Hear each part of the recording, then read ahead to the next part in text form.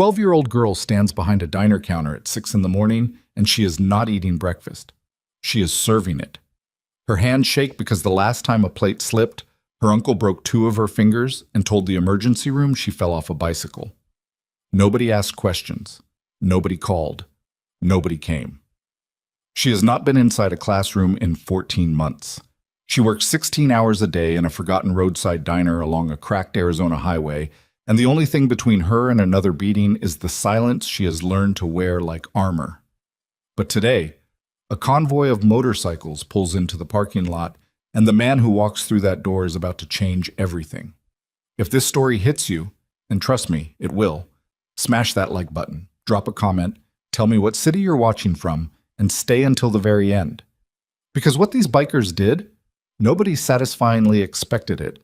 The heat came off the asphalt in waves that blurred the horizon into something that looked like water, but wasn't. Route 87 stretched south through the Tonto Basin like a scar somebody forgot to stitch closed, and the only sign of civilization for 31 miles was a crooked neon sign that read, Rust Creek Grill.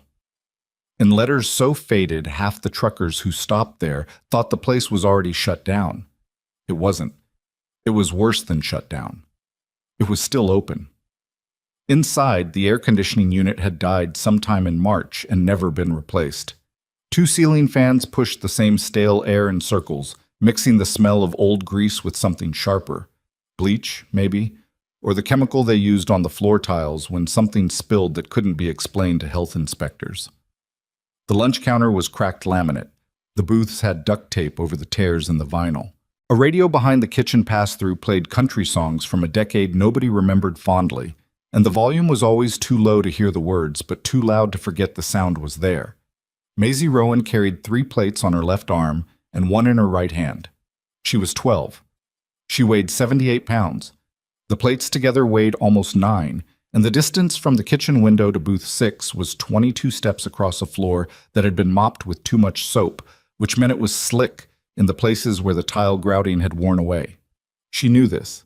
She had counted the steps. She had memorized which tiles were dangerous. She had learned, through repetition and pain, exactly how to distribute the weight across her forearm so the bottom plate wouldn't slide. And she had taught herself to walk without looking down because looking down meant she couldn't see if her uncle was watching. He was always watching. Kurt Maddox stood behind the register with his arms crossed and a toothpick between his teeth. He was 44 years old, 6'1", 210 pounds of sun-dried meanness packed into a grease-stained polo shirt with the diner's logo peeling off the chest. He had small eyes that moved too fast, and a jaw that clenched when he was about to say something nobody wanted to hear.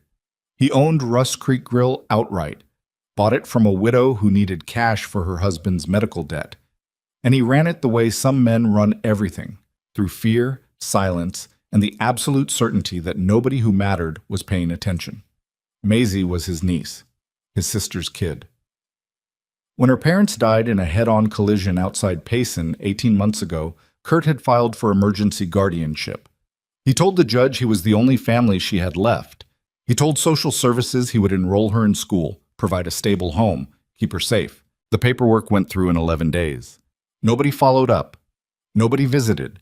Nobody checked whether the girl who used to read chapter books on her front porch was now sleeping on a cot in a storage room between cases of canned tomatoes and industrial cleaning supplies, waking at 5 every morning to prep the kitchen before the breakfast rush. She reached booth 6 without dropping anything. Set down the plates one at a time. Chicken fried steak, meatloaf special, double cheeseburger, side of onion rings. The trucker in the booth didn't look at her. Nobody looked at her. That was the safest version of her day. She turned back toward the kitchen. 17 steps now. She'd counted from this direction, too. On step 9, her left foot hit the slick patch near the jukebox. Her ankle rolled on, not much, just enough, and the empty tray in her hand knocked against the edge of the counter. The sound was small, a tap, barely audible under the radio and the fan and the clatter of silverware. But Kurt heard it. His head turned. His eyes locked on her. The toothpick stopped moving. Maisie froze. She didn't breathe. She pressed the tray flat against her chest and stood perfectly still, the way a rabbit stands still when it hears something large moving through the brush. She had learned this posture. She had practiced it in the dark of the storage room, rehearsing how to make herself invisible, how to become so small that anger might pass over her the way wind passes over a stone. Maisie. His voice wasn't loud. It didn't need to be. The consonants carried across the diner like the click of a round being chambered. Come here. She walked toward him.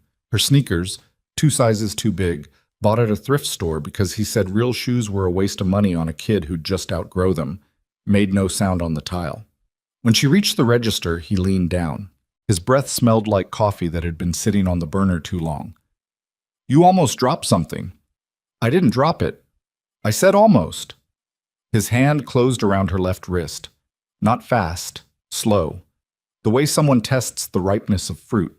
He squeezed, and she felt the bones shift under the skin, and the pain was immediate, but she'd learned not to show it because showing it made it worse. You know what happens when plates break? Yes, sir. Then don't let me see you stumble again. He released her wrist. She walked back to the kitchen window. She did not cry. She had stopped crying 4 months ago, not because the pain had lessened, but because crying took energy she no longer had. The lunch rush hit hard at 11:45. 8 booths, 12 counter seats, every one of them filled by 12:15. Maisie worked the floor alone because the last waitress, a woman named Darla, who had worked at Rust Creek for 6 years, quit 3 weeks ago after she saw Kurt grab Maisie by the hair in the walk-in cooler. Darla didn't call the police. She didn't call child services. She just stopped showing up. Left a note on the prep table that said, I can't watch this anymore, and drove her Corolla back to Flagstaff. Nobody replaced her. Kurt said he didn't need to hire anyone because he had Maisie, and Maisie was free. By 1 o'clock, the girl had served 43 meals, refilled coffee 27 times, bussed 9 tables, and dropped nothing. Her arms ached from the elbows down. Her lower back had started spasming around noon, a dull throb that pulsed in rhythm with her heartbeat. She hadn't eaten since last night's leftover biscuit, taken from the discard bin after closing. At 1:15, a sound cut through the diner noise like a blade through paper. Engines. Not 1, not 2. At least 8, maybe more, rolling down Route 87 in a formation that shook the windows before the bikes were even visible. The deep guttural rumble of V-twins. Not the high-pitched whine of sport bikes, but the chest-deep vibration of heavy cruisers. The kind of sound that announces presence before identity. The kind of sound that makes people in small towns either lock their doors or stand at the window. The truckers at the counter looked at each other. A woman in booth 3 pulled her purse closer. Kurt's toothpick stopped moving again. 8 motorcycles pulled into the gravel lot. Big machines, road-worn and sun-faded, with dust caked into the engine guards and saddlebags strapped tight, with bungee cords that had seen 100,000 miles. The riders dismounted slowly, the way men dismount who have been riding since before dawn and whose knees carry the memory of it. They wore leather, not the decorative kind sold at mall stores, but the cracked, salt-stained, scarred leather of men who wore it because it was the only thing between their skin and the pavement when the road decided to take something. The cuts on their backs read Iron Saints MC, stitched in silver thread over black, with a bottom rocker that said Arizona. No flashy colors, no chrome skulls, just the name and the state and the kind of quiet authority that doesn't need decoration. The man who came through the door first was 61 years old, 6'3", and built the way old oak trees are built. Not with the sculpted muscle of a gym, but with the dense, immovable mass of a body that had spent decades absorbing impact without falling down. His beard was gray, streaked with white at the chin, and it fell to the second button of a flannel shirt so worn the plaid had faded to suggestion. His hands were enormous. His knuckles were scarred. His eyes, pale blue, almost colorless in the harsh fluorescent light, moved across the room the way a man's eyes move when he's walked into 1,000 rooms and learned to read every one of them before he sits down. Gideon Cross. They called him Grizzly, and they had called him that since 1989, when he broke a man's collarbone with a single open-handed strike during a bar fight outside Kingman, and someone said he fought like a grizzly, waking up angry. He didn't like the name. He didn't correct it either. He was the president of the Iron Saints, had been for 19 years, and in that time the club had buried 6 brothers, rebuilt 4 veterans' homes, run a motorcycle safety program for at-risk youth in 3 counties, and put exactly 0 drugs on any street in the state of Arizona. They were not outlaws in the criminal sense. They were outlaws in the older sense, men who lived outside the lines because the lines had never been drawn to include them. Grizzly took the counter seat closest to the kitchen window. The stool creaked under his weight. He set his helmet on the counter, a half shell, no visor, scratched across the crown from a low side in New Mexico 6 years ago, and he looked at the menu without reading it. He'd eaten at diners like this in every state west of the Mississippi. The menu didn't matter. The coffee mattered. The temperature of the room mattered. The way the people inside moved when strangers walked in mattered most. What he noticed first was the girl. Not because she was young, although she was. Not because she was small, although she was that too. What Grizzly noticed was the way she moved. There was a precision to it that didn't belong in a child, a mechanical efficiency. Every gesture calculated, every step placed with the deliberateness of someone navigating a minefield. Children didn't move like that. Children were clumsy and careless and noisy. This girl moved like silence was the only thing keeping her alive. What he noticed second was the man behind the register, the way Kurt's eyes tracked the girl. Not with the protective attention of a guardian, but with the predatory focus of a man measuring distance and weakness.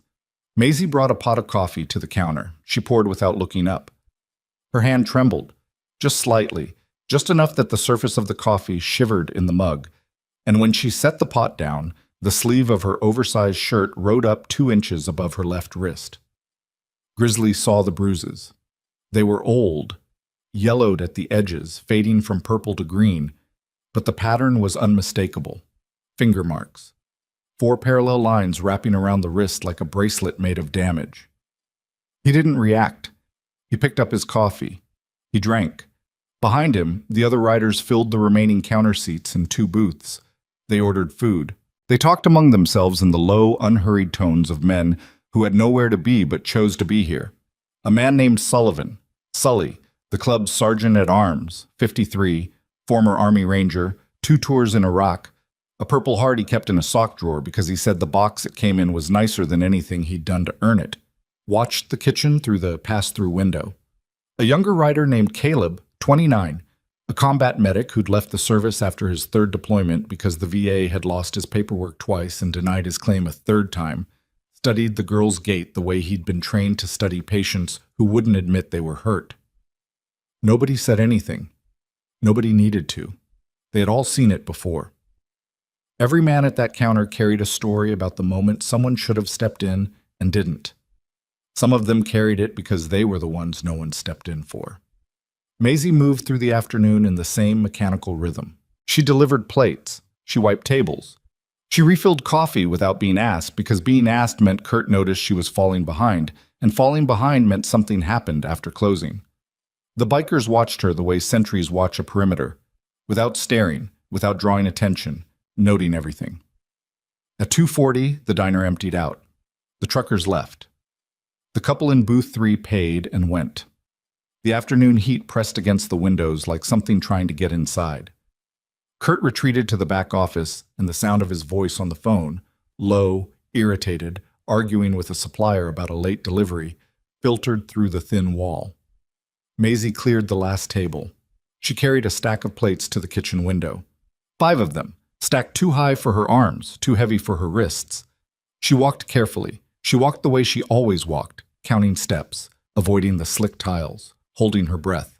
On step 14, the top plate shifted. She felt it go. The ceramic edge sliding against the one beneath it.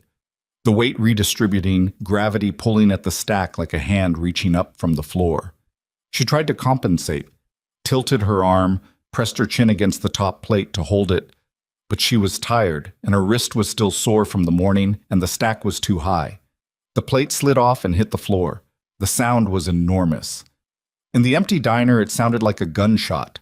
Ceramic shards scattered across the tile in a white burst of fragments, and Maisie stood perfectly still, her eyes wide, her arms locked in position, the remaining plates balanced on her forearm like they were the only thing in the world she could still control.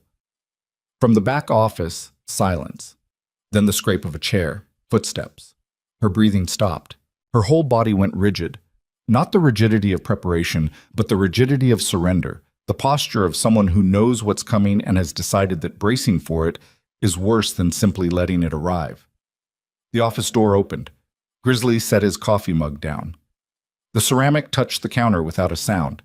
He didn't stand. He didn't move. But every rider in the room went still in the same breath, the way a formation goes still when the point man raises a fist.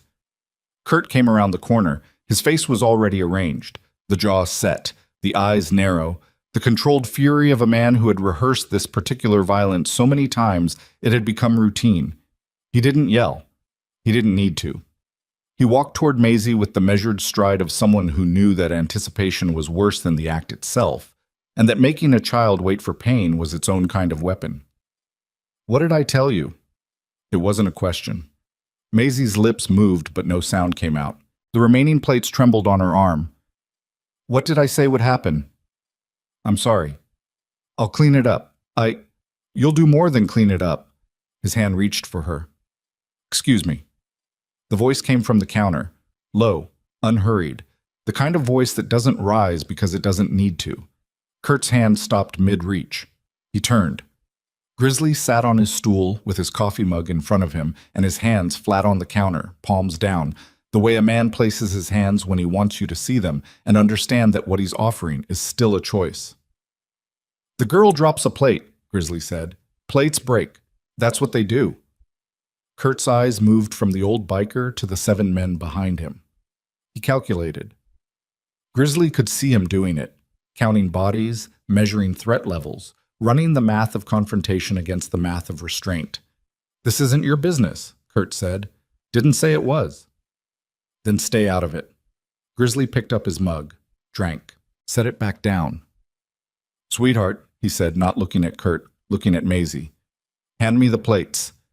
Maisie didn't move. Her eyes darted between her uncle and the biker, trapped in the impossible geography between two adult forces, and for a moment she was frozen in the exact center of her own fear. "Maisie," Kurt said. A warning. "It's all right," Grizzly said. Quiet, patient, the way you talk to something wounded that might bolt. "Just hand them here. I'll set them down." Maisie took one step toward the counter, then another. She placed the remaining plates on the laminate surface, one at a time, with the exaggerated care of someone handling explosives. And when the last one touched down, she pulled her hands back and held them against her chest, as if she'd just released something that might still hurt her. Grizzly looked at the plates. He looked at the girl. He saw the way she held her wrist, cradling it, unconsciously, the way Caleb had seen soldiers cradle a limb they didn't know was broken yet.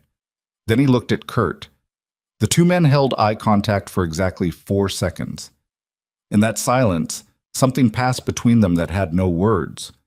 A recognition, an assessment, a promise that hadn't been spoken yet but had already been made. Kurt broke first. He looked away, adjusted his collar, and pointed at the broken plate on the floor. "Clean that up," he told Maisie. "Now!" He walked back to the office. The door closed. The lock turned. Maisie knelt on the floor and began picking up the pieces with her bare hands. A shard sliced her index finger, a thin cut, barely bleeding, and she didn't flinch. She placed the pieces in her apron pocket as if she'd done this 100 times, as if broken things were the most familiar texture in her life. Caleb was already moving. He knelt beside her without asking permission, pulled a small first aid kit from his vest pocket. He always carried one, old habit, hard to kill, and took her hand gently. "Let me see." She pulled back. "I'm fine." "I know you are. Let me see anyway." She let him clean the cut. She let him press a small bandage over it. She didn't look at him. She looked at the floor, at the broken pieces she still needed to collect, at the door behind which her uncle waited for the strangers to leave so the real evening could begin. Grizzly put a $20 bill on the counter. Then he put another beside it. He stood, picked up his helmet, and walked toward the door. At the threshold, he stopped. He didn't turn around. He spoke to the room, to the girl, to the silence. "We'll be back tomorrow." It wasn't a threat. It wasn't a promise. It was something older than both. A statement of position. A planting of a flag in territory that everyone in the room understood had just been claimed. Not the diner, not the highway. The space around the girl, the perimeter that should have existed since the day her parents died, and that no one, not the courts, not the social workers, not the teachers, not the neighbors, not a single functioning adult in the entire machinery of civilization had bothered to establish. Maisie watched them go through the window. 8 motorcycles pulling out of the gravel lot, the engines rising from idle to roar, the sound rolling across the desert floor like distant thunder that was moving closer instead of away. She stood at the window for a long time after the sound faded. Her finger throbbed beneath the bandage. Her wrist ached where her uncle had squeezed it that morning. The storage room waited behind the kitchen, and the cot waited inside it, and the darkness waited inside that. But for the first time in 14 months, something else waited too. She didn't know what it was yet. She didn't have a word for it. It felt like the moment before rain in the desert. A shift in pressure, a change in the weight of the air, something enormous approaching that she couldn't see but could feel in every part of her body that had learned to sense danger. This didn't feel like danger. It felt like the opposite. And that terrified her more than anything her uncle had ever done. Because Maisie Rowan had learned at 12 years old that the most dangerous thing in the world is hope. And the people who offer it don't always come back. The diner was empty now. The radio played its low, forgettable song. The ceiling fans turned. Outside, the Arizona sun hammered the highway into silence. In the back office, Kurt Maddox picked up his phone and dialed a number he hadn't used in 2 years. When the voice on the other end answered, he spoke 3 sentences. I need a favor. There's a biker club sniffing around my place. I want to know who they are and how to make them disappear. The voice on the other end said something back. Kurt smiled. Not with warmth, but with the cold satisfaction of a man who had already won this fight once before years ago, with a different set of witnesses who had asked too many questions and eventually learned to stop. He hung up. He leaned back in his chair. He stared at the wall where a framed photograph of his sister, Maisie's mother, hung slightly crooked, the glass cracked in one corner. He hadn't put the photo there for memory.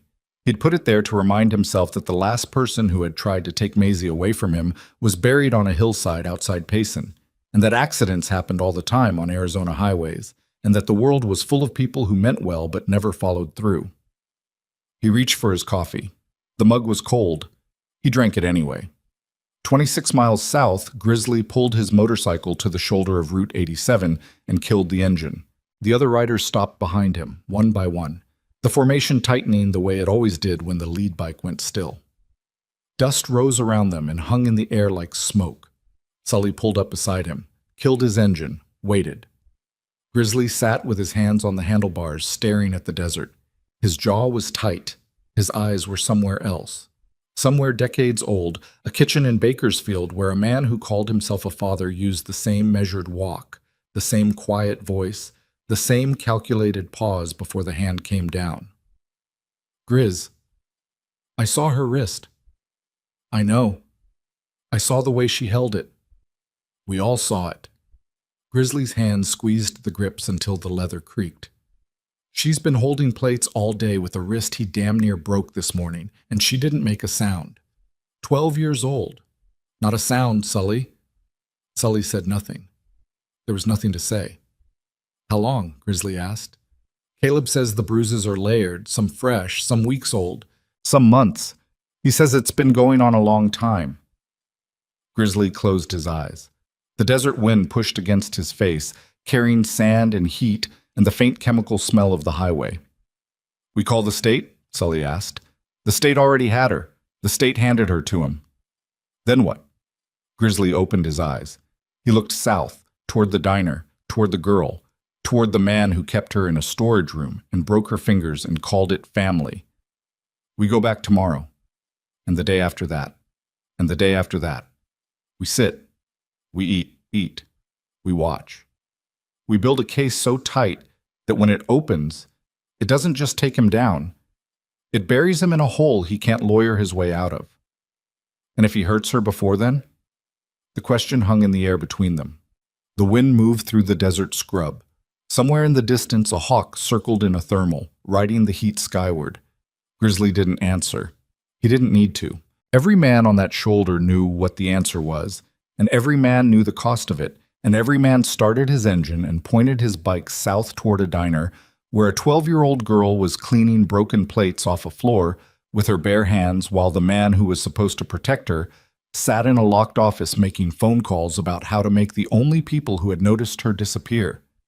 The engines roared, the formation moved, the desert swallowed the sound. And in the storage room behind the kitchen of Rust Creek Grill, Maisie Rowan sat on her cot in the dark, pressing the bandage on her finger with her thumb, and whispered a single sentence to no one. "Please come back." She didn't know who she was asking. She didn't know if anyone was listening. But somewhere on a highway 26 miles south, 8 engines were still running, and the man at the front of the formation had already made a decision that he hadn't told anyone yet. A decision that would dismantle everything Kurt Maddox had built, expose every lie he had told, and force open every door he had locked. The only question was whether he could do it before Kurt did something that couldn't be undone. The clock in the storage room ticked, the bruises on Maisie's wrist darkened, and the night began. They came back the next morning, and the morning after that, and every morning for 11 days straight. 8 motorcycles in the gravel lot by 7:15, engines cooling in the early heat, kickstands down in the same spot so consistently that the gravel began to show impressions, shallow grooves in the dust and stone where the weight of the machines pressed the earth into memory. The truckers who stopped at Rust Creek noticed. The regulars noticed. The woman who delivered bread on Tuesdays and Thursdays noticed and mentioned it to her husband, who mentioned it to a deputy he knew from high school, who wrote it down on a notepad and then forgot about it because the diner was 40 minutes outside any jurisdiction that had enough manpower to care about bikers eating breakfast. Grizzly took the same seat every time. Counter, far left, closest to the kitchen window. He ordered coffee and eggs and whatever the daily special was, and he ate slowly, the way a man eats when the food is not the reason he's sitting down. Sully sat 2 stools over. Caleb took the booth nearest the front door. The others spread out, never clustered, never conspicuous, positioned the way men position themselves when they've been trained to cover angles and sightlines without discussing it first. Maisie served them. She was careful at first, mechanical, efficient, eyes down, the same calculated silence she wore for every customer. But by the 4th day, something shifted. Not dramatically, not visibly, just a fraction of a degree in the angle of her shoulders when she poured Grizzly's coffee, as if the muscles in her back had decided, without consulting the rest of her body, that this particular corner of the diner was marginally less dangerous than the others. On the 5th day, she spoke. "You like it black?" Grizzly looked up. "Every time." "My dad drank it black, too."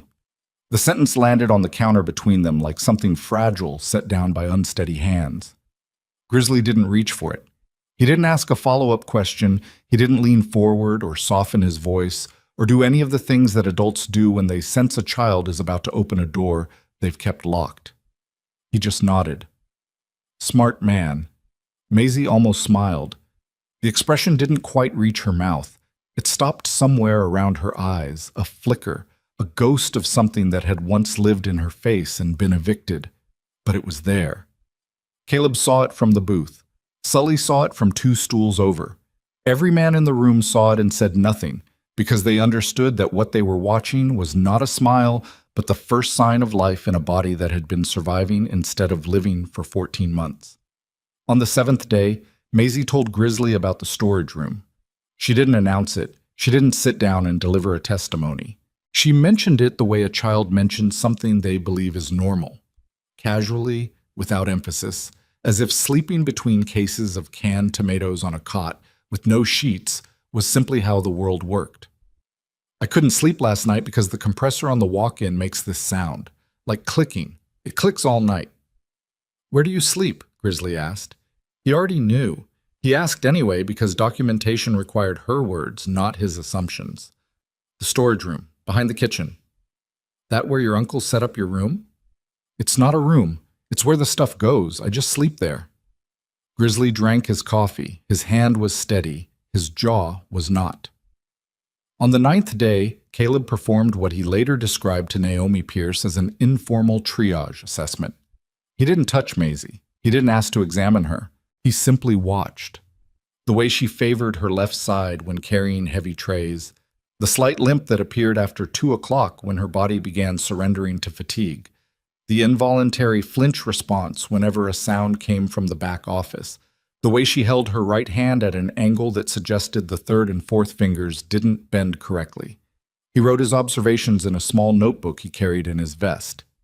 Date, time, observed behavior, probable injury, duration. He wrote in the clinical shorthand he'd learned in the Army, and when he closed the notebook each night, he placed it in a waterproof bag inside his saddlebag and locked the clasp. On the 10th day, a trucker named Haskell, long haul, ran produce from Nogales to Flagstaff twice a week, had been stopping at Rust Creek for 3 years, sat at the counter next to Sully and said without being asked, "That son of a bitch hit her with a spatula last Tuesday. I was sitting right where you are." She burned an omelet, and he came out of the kitchen and cracked her across the back of the hand with the flat side. She didn't even cry, just kept cooking. Sully looked at him. "You report it? To who?" "Anyone." Haskell stared at his plate. "I got a route to run. I got a family. I can't afford to get involved in something like this." "You're already involved. You just watched." Haskell left a 10 on the counter and walked out. He didn't come back for 4 days. When he did, he brought a written statement, unsigned, and slid it across the counter to Sully without making eye contact. "I'm not testifying," he said. "Nobody asked you to. I'm just saying, I got a family." Sully folded the paper and put it in his pocket. "So does she."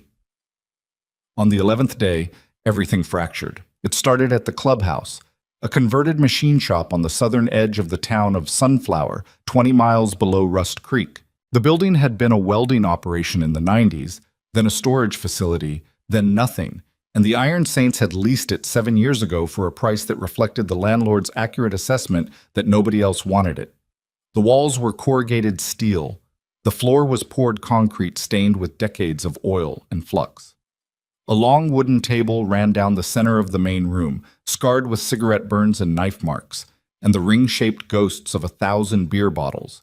And it was around this table that the club held its meetings, called church by tradition, though it had nothing to do with anything sacred and everything to do with the fact that what was said inside those walls was meant to be heard by the men at the table and no one else. Grizzly stood at the head. Sully sat at his right.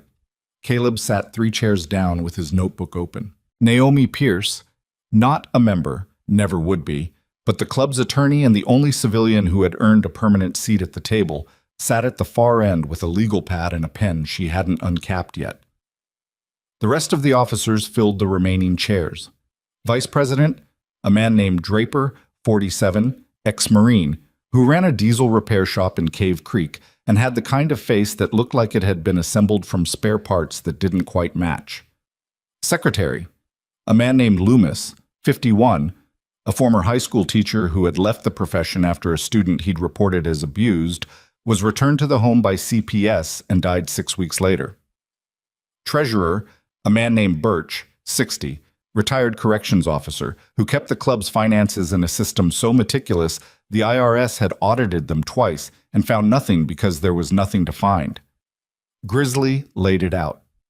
11 days of observation, Caleb's medical notes, Haskell's unsigned statement, 3 additional accounts from regular customers who had spoken to various riders in the parking lot, all describing variations of the same pattern: verbal abuse, physical violence, isolation, the systematic erasure of a child's autonomy by a man who understood that the people most likely to notice were the least likely to act. When he finished, the room was quiet. The compressor on the old cooler in the corner hummed. Outside, the wind pushed a loose sheet of corrugated steel against the frame, and it rang like a dull bell. Draper spoke first. "What's the play?" "We build a case. We take it to the county attorney. We get the girl removed." "We've been building a case for 11 days. How much more do we need?" "Enough that a judge can't ignore it." "And if the judge ignores it anyway?" The question sat on the table like a loaded weapon with the safety off. Grizzly looked at Draper. Draper looked back without blinking. "I'm not talking about doing something stupid," Draper said. "I'm asking what happens when the system does what the system always does. Because I've watched the system. We've all watched the system. And the system has a real consistent track record of watching a kid get destroyed and then writing a report about it. That's why we're not relying on the system alone." Then what are we relying on? Evidence, witnesses, Naomi. Naomi uncapped her pen. I've reviewed what Caleb has. It's detailed. It's consistent. It's admissible in a custody hearing, but here's the problem. She paused. She chose her next words with the precision of someone who understood that what she was about to say would determine whether the room exploded or held. None of it is from the girl herself. She hasn't disclosed to any of you in a way that constitutes a formal report. She's made statements, casual, contextual, unprompted, but she hasn't said the words. She hasn't said, "He hits me." She hasn't said, "I'm being abused."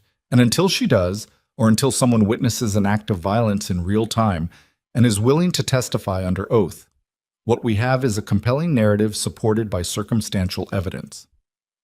Circumstantial, Sully repeated, and the word came out of his mouth like something that tasted wrong. Legally, yes.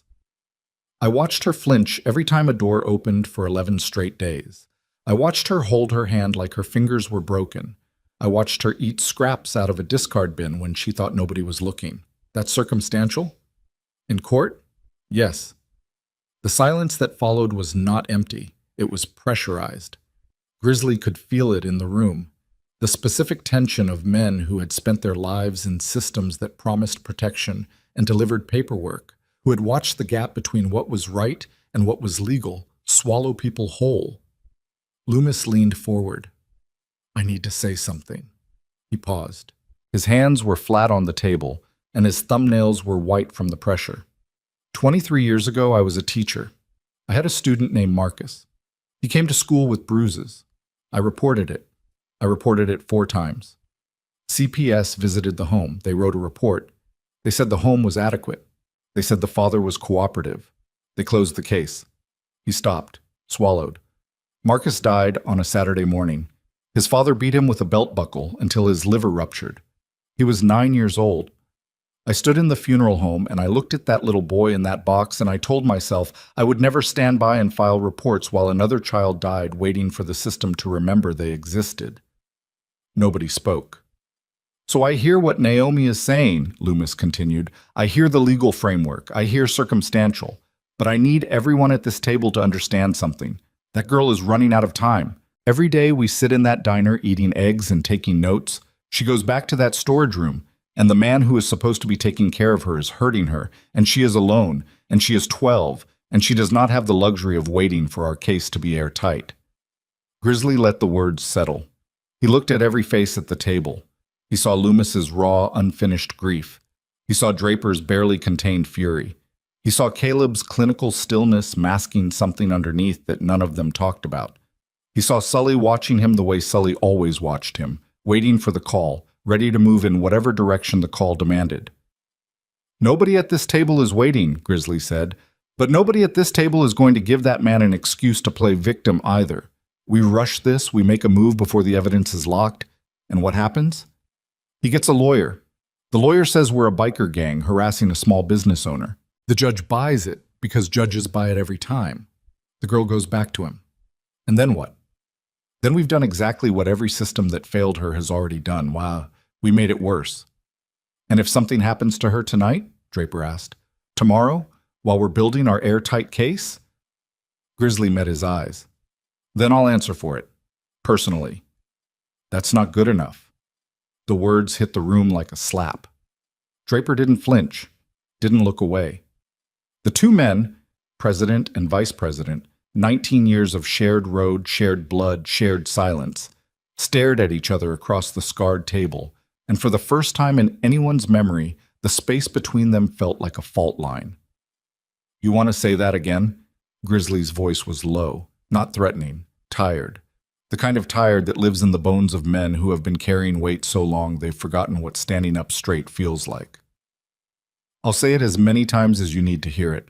We're sitting 30 minutes from a kid who's getting beaten, and we're talking about legal frameworks. I didn't put on this cut to sit at a table and wait for a piece of paper to tell me it's okay to protect a child. You put on that cut because you trust the men at this table to make the right call. Then make one. Naomi's pen tapped the legal pad once, twice. The sound cut through the tension like a metronome reminding the room that time was measured in seconds, not arguments. There's another option, she said. Everyone looked at her.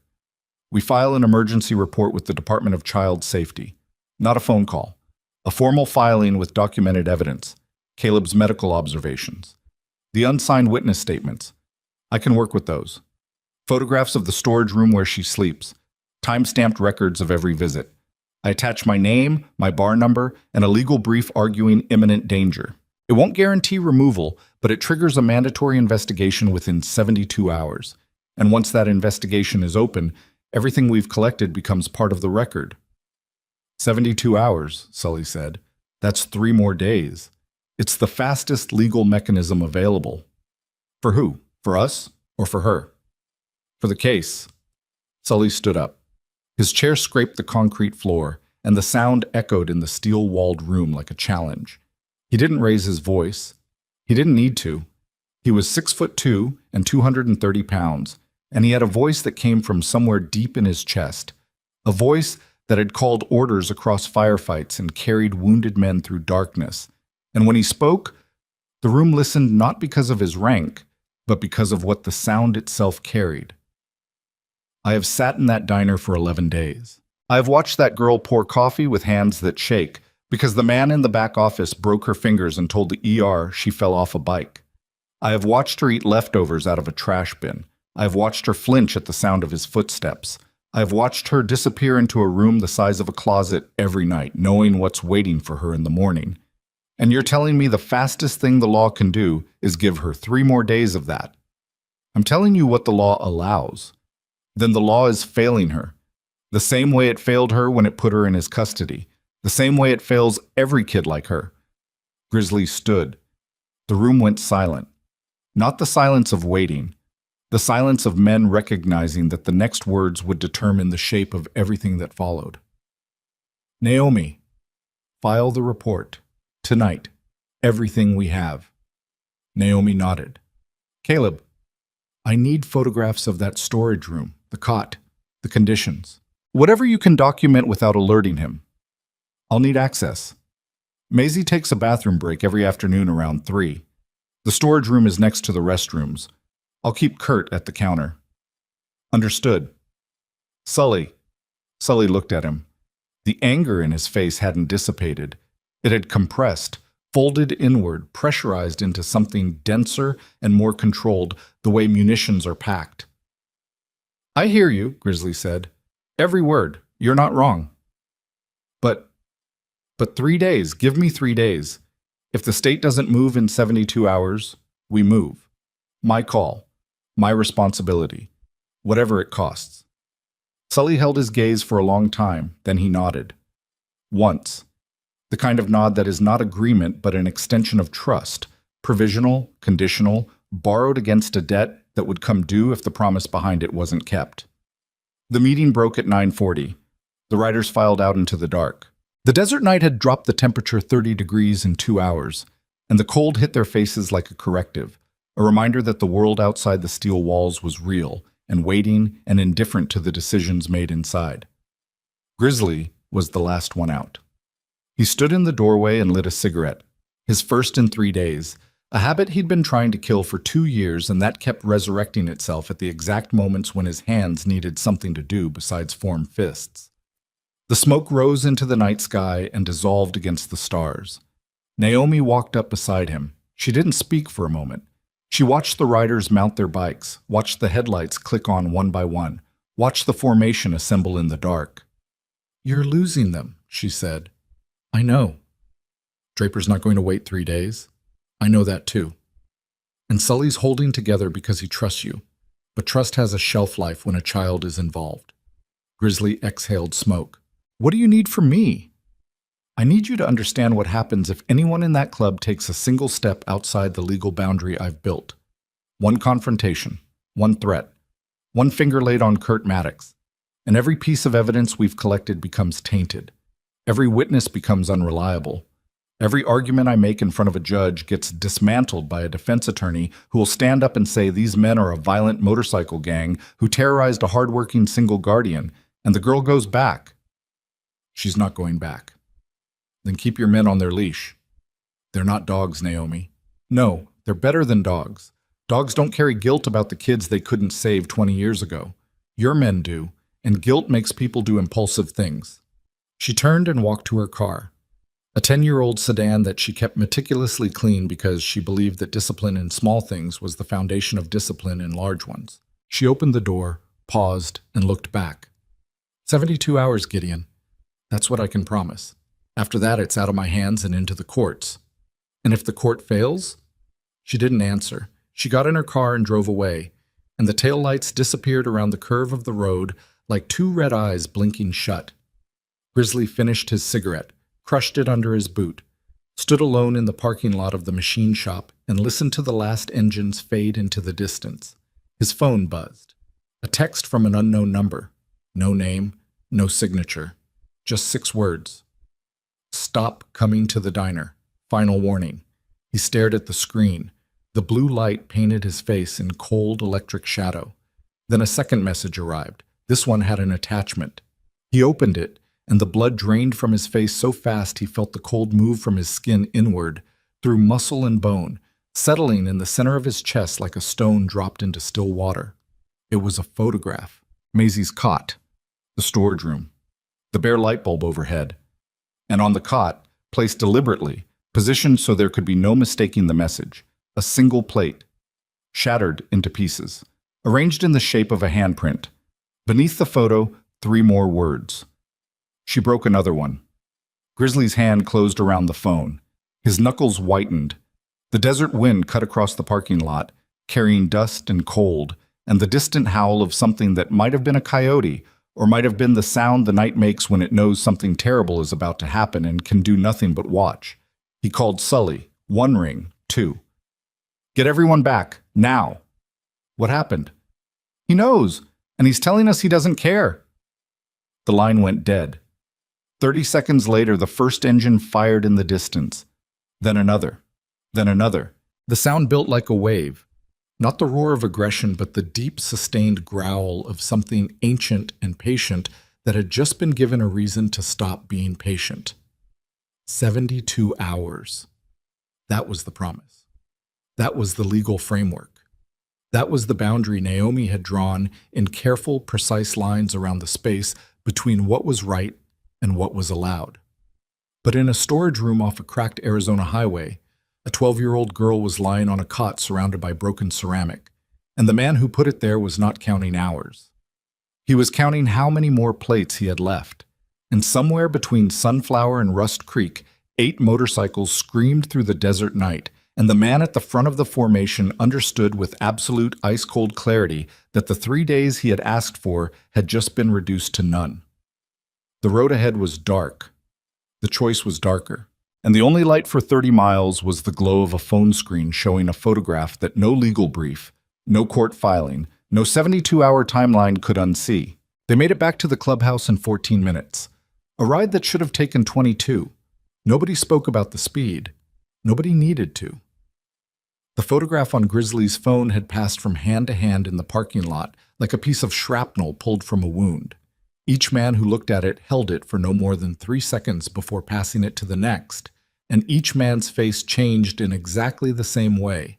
A tightening around the eyes, a flattening of the mouth, the involuntary clenching of the jaw that happens when the body recognizes something the mind hasn't finished processing. Sully was the last to see it. He held the phone longer than the others. His thumb hovered over the screen, not scrolling, not zooming, just resting there, as if the weight of his hand on the glass could somehow reach through it and sweep the broken pieces off that cot. When he handed the phone back, his voice was stripped clean of everything except the thing underneath. Who sent it? Unknown number, no registration, prepaid probably. Kurt? Or someone working for him? The clubhouse smelled like motor oil and cold concrete. Someone had left the side door propped open, and the desert wind came through in gusts that scattered receipts off the table and made the single overhead bulb swing on its wire, throwing shadows that moved across the walls like something pacing. Caleb closed the door. The wind stopped. The shadows held still. Grizzly set the phone face down on the table. He stood at the head, both hands flat on the wood, his weight forward, his shoulders set in the posture of a man who is holding something up by refusing to let himself sit down. Naomi filed the emergency report 2 hours ago. 72-hour clock started at 8:15 tonight. That clock doesn't mean anything now, Draper said. He stood near the far wall, arms crossed, his back against the corrugated steel. He hadn't sat down since arriving. He didn't intend to. He sent that photo to tell us he's accelerating. He knows we're documenting. He knows we filed something. And he's telling us that whatever he does to that girl in the next 3 days, he'll do it fast enough that by the time anyone with a badge shows up, there's nothing left to see. You don't know that. I know men like him. We all know men like him. They don't send warnings. They send announcements. Grizzly looked at Sully. Sully was standing near the door with his arms at his sides and his hands open. Not relaxed, not ready, just open, the way hands hang when their owner hasn't decided yet what they're going to do. Get Naomi on the phone. Sully dialed. It rang 5 times. She answered on the 6th, and from the clarity of her voice, it was clear she hadn't been sleeping. I need you here, Grizzly said. What happened? Just come. She arrived in 23 minutes. She was wearing the same clothes she'd worn at the meeting, dark slacks, white blouse, no jewelry except a watch with a cracked crystal that she'd never replaced because it still kept time, and she believed that function mattered more than appearance.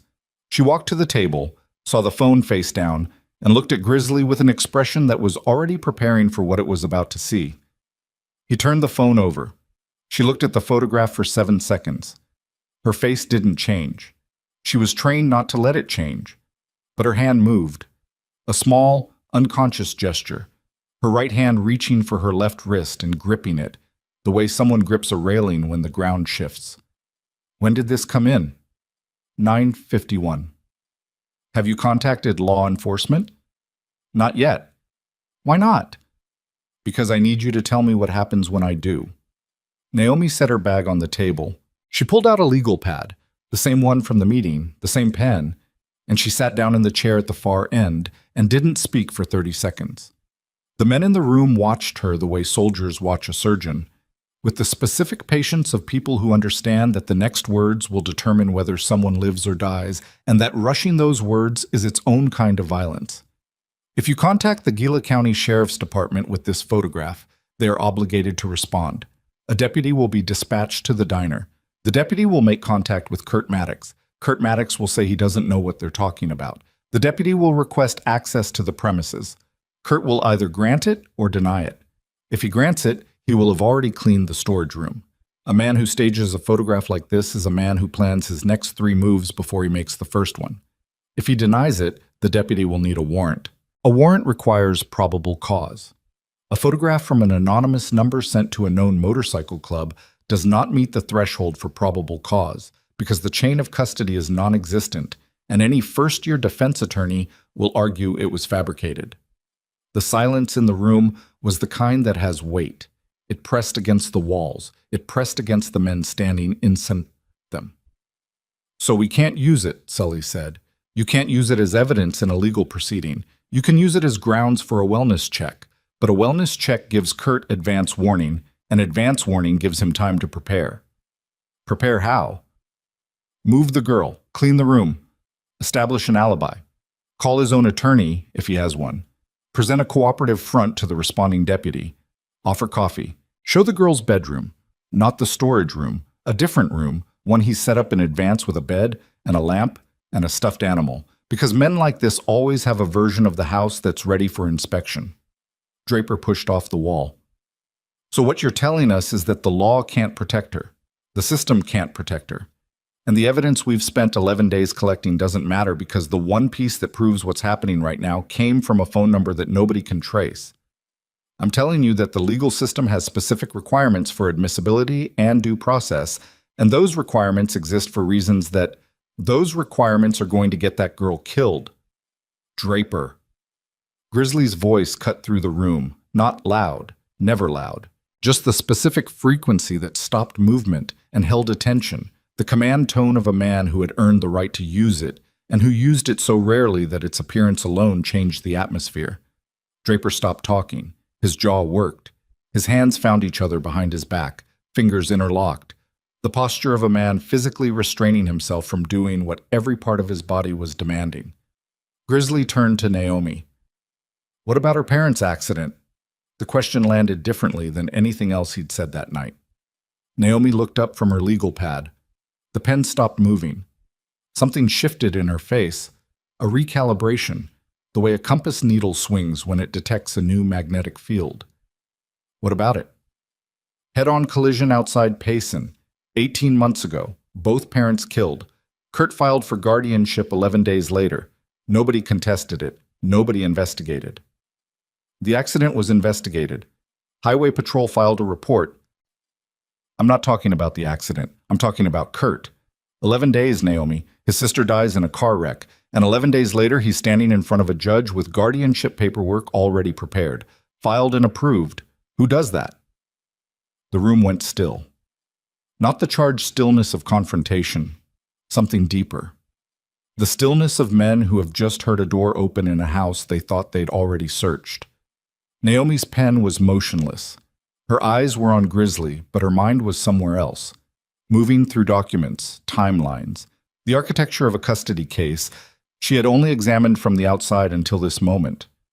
You're suggesting he was prepared before the accident. I'm suggesting he had the paperwork ready. I'm suggesting a man who keeps a child in a storage room and works her 16 hours a day and breaks her fingers when she drops a plate didn't suddenly develop an interest in parenting after his sister died. I'm suggesting he wanted the girl before the accident happened, and I'm asking why. Sully moved. Not dramatically. He shifted his weight from one foot to the other, the unconscious motion of a body responding to an idea that carried its own gravity. Grizz, what are you saying? I'm saying I want the accident report. The full one. The Highway Patrol investigation, the mechanical inspection of the vehicles, the toxicology, the witness statements, everything. Naomi was already writing. Her pen moved across the legal pad in short, rapid strokes. Not notes, but a list, a sequence of requests, the framework of an inquiry that had just expanded from a custody dispute into something with no clear edges. I can pull the Highway Patrol report. It's public record. The mechanical inspection might take longer. I'll need to file a formal request through the county. Toxicology results are typically sealed unless there's a criminal investigation. Was there a criminal investigation? Into the accident? It was ruled an accident, single vehicle versus oncoming traffic. The other driver was a tourist from Nevada. She survived. Maisie's parents didn't. What caused the collision? According to the initial report, the vehicle crossed the center line. No mechanical failure identified. No drugs or alcohol in the father's system. The assumption was driver error. Fatigue, distraction, momentary loss of attention. Assumption. Naomi looked at him. Assumption, she confirmed. Caleb, who had been silent since the meeting began, spoke from his chair without lifting his eyes from the notebook he'd been studying. His own notebook, the one with the medical observations. The one he'd read so many times the handwriting had become less like words and more like the topography of a wound he couldn't stop mapping. The girl told me something on day 7. I didn't include it in my formal notes because it wasn't related to the abuse documentation. She said her dad had been arguing with her uncle the week before the accident. She said her dad wanted to cut Kurt off. She said the word she used was done. Her dad was done with Kurt. She didn't know what it meant. She was 11 at the time. She just knew there was yelling, and then a week later her parents were dead. The room didn't breathe. Grizzly closed his eyes. Behind his eyelids, the photograph pulsed. The broken plate arranged in the shape of a hand, the bare bulb, the cot where a 12-year-old girl slept surrounded by canned goods and chemical supplies. And behind that image another one formed, a car crossing a center line on a highway outside Payson, and a man in a diner 30 miles away who had already prepared the paperwork. Naomi. How long has Kurt owned the diner? I'd have to check the title transfer. Check it. Why? Because I want to know if he bought it before or after his sister died. Naomi's pen stopped. She stared at Grizzly. Then she opened her bag, pulled out her laptop, and began typing. The blue light of the screen illuminated her face, and the room waited.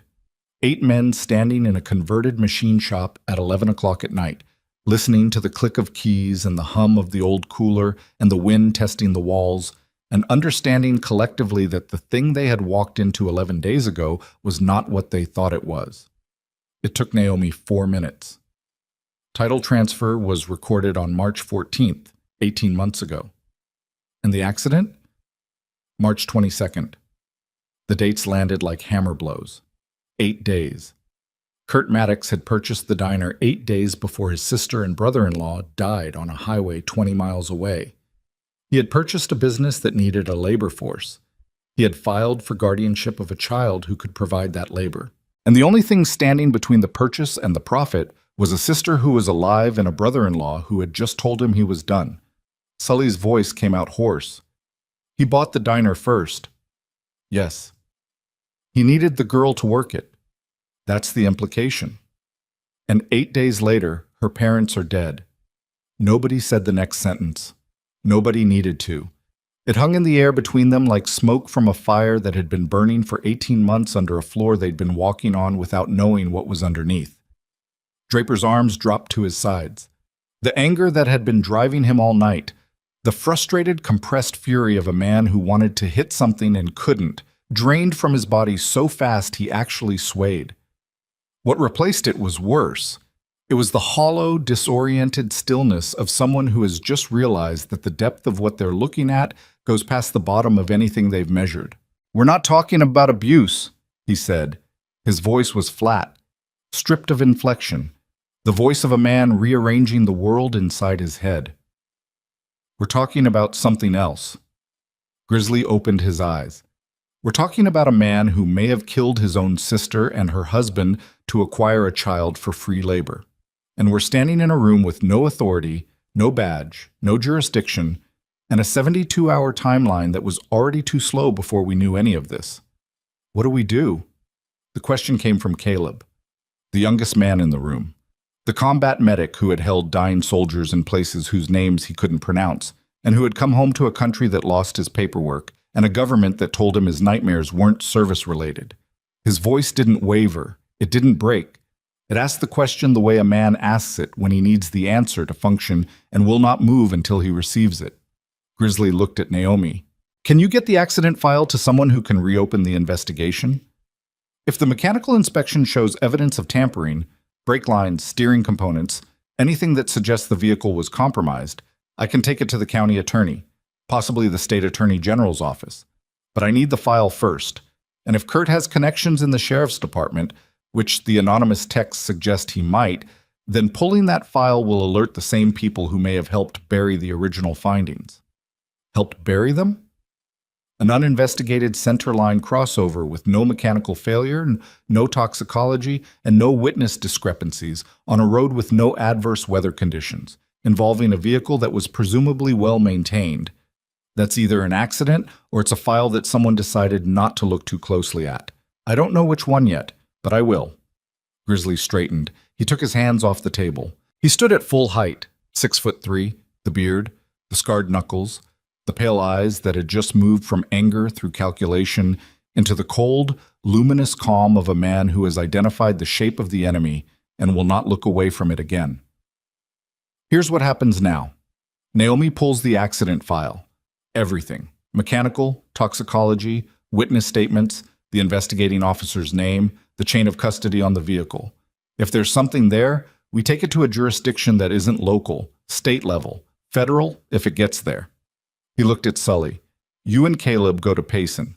Find the auto yard where the vehicle was towed after the accident. If it's still there, we need photographs.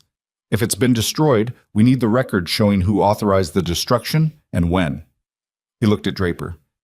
You're at the diner tomorrow morning. Same time, same seat. You watch her. You don't leave until closing. And if he touches her, you call me. You record everything. You do not make contact with him.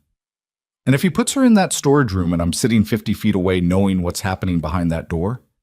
The question was not defiance. It was anguish. The raw, specific anguish of a man being asked to witness harm and respond with restraint, to sit in the presence of violence and offer the studied patience of a legal strategy while a child absorbed the consequences. Grizzly crossed the room. He stopped in front of Draper. Close enough that their boot tips nearly touched. Close enough that when he spoke, the words didn't travel through the room. They traveled between two men who had ridden side by side for 19 years and who were now standing on opposite sides of a line that neither of them had drawn. I'm asking you to hold. I know what you're asking. Can you do it? Draper's eyes were wet, not crying. The wetness of eyes under pressure. The body's hydraulic response to a force that has no other outlet. His voice came out cracked but steady. I'll hold. But if I hear her scream from behind that door, Grizz, if I hear that little girl make one sound that tells me he's hurting her, I'm going through it. And you can patch me, strip me, burn my cut, whatever you need to do after, but I'm going through the door. Grizzly held his gaze. 4 seconds. 5. Then he put his hand on the back of Draper's neck. Not gently, not roughly, with the firm, unshakable grip of a man who is holding another man together and wants him to feel it. If that happens, Grizzly said, I'll be right behind you. He released him, stepped back, addressed the room. 72 hours just became 2 timelines running at the same time, the legal one and the real one. We follow both. We don't abandon the case Naomi is building because what we just learned changes everything. It doesn't just change it, it blows it open. If the accident wasn't an accident, this isn't a custody dispute. This is a homicide investigation. And a homicide investigation gets resources, gets attention, gets the kind of judicial weight that a child abuse report filed by a motorcycle club attorney cannot generate on its own. He paused. The room waited.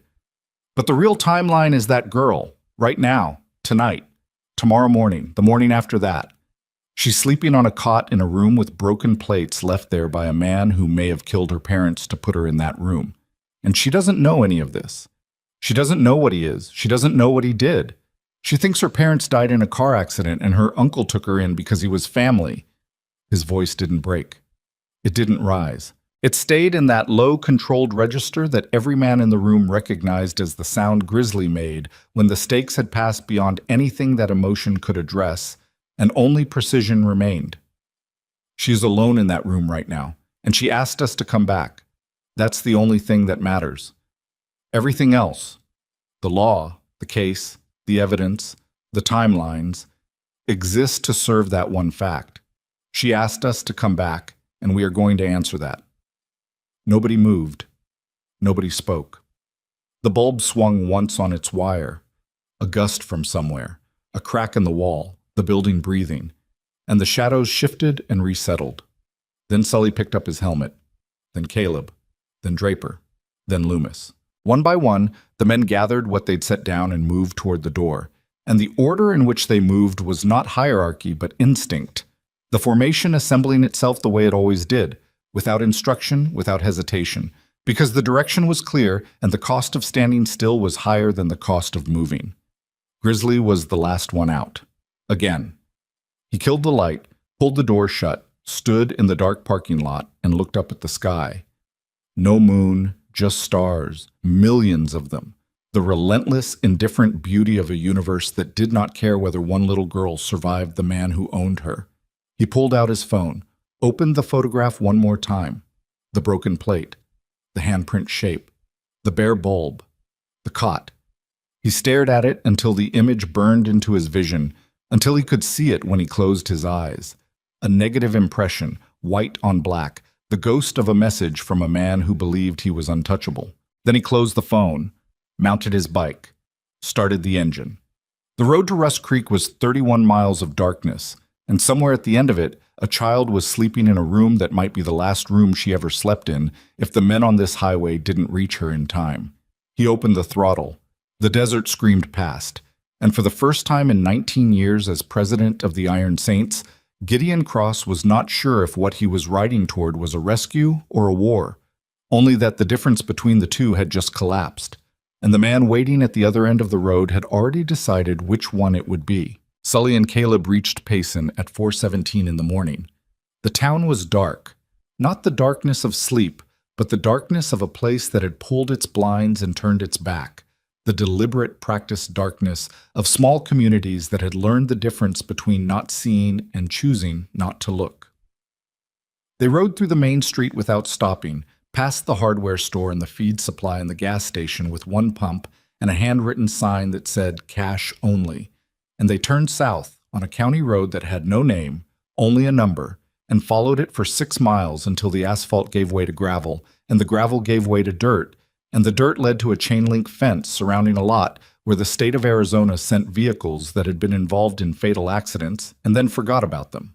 The fence was 8 feet tall, topped with razor wire that had rusted into a color somewhere between orange and dried blood. A padlock held the gate shut. Sully killed his engine, Caleb killed his. The silence was total. No wind, no traffic, no sound at all, except the ticking of cooling engines and the distant, arrhythmic bark of a dog that was too far away to matter. Sully looked at the lock, looked at Caleb. "You bring the cutters?" "In the saddlebag." "Security?" "Nobody's been here in months. Look at the weeds growing through the gate track." Sully pulled the bolt cutters from Caleb's bag. The handles were cold in his hands. He fit the jaws around the padlock shackle and squeezed, and the metal gave with a sound like a bone breaking cleanly. A single, percussive snap that echoed off the corrugated fence and rolled out into the desert like a starter's pistol. The gate swung open. They walked in. The lot held 43 vehicles. Most were crushed, pancake sedans, compressed SUVs, the accordioned remains of pickups that had met guardrails or trees or each other at speeds the human body was never designed to absorb. They were arranged in rows, numbered with spray-painted digits on the windshields or what remained of them, and the moonlight, which had appeared from behind a cloud bank sometime in the last 20 minutes, painted everything in the cold, blue-silver light of an operating room. Row 3. Vehicle 17. A 2019 four-door sedan. Silver, once. Now a landscape of compressed metal, shattered glass, and a driver's side door that had been sheared off completely and set beside the vehicle like a discarded playing card. The front end was demolished, pushed back into the cabin by approximately 3 feet.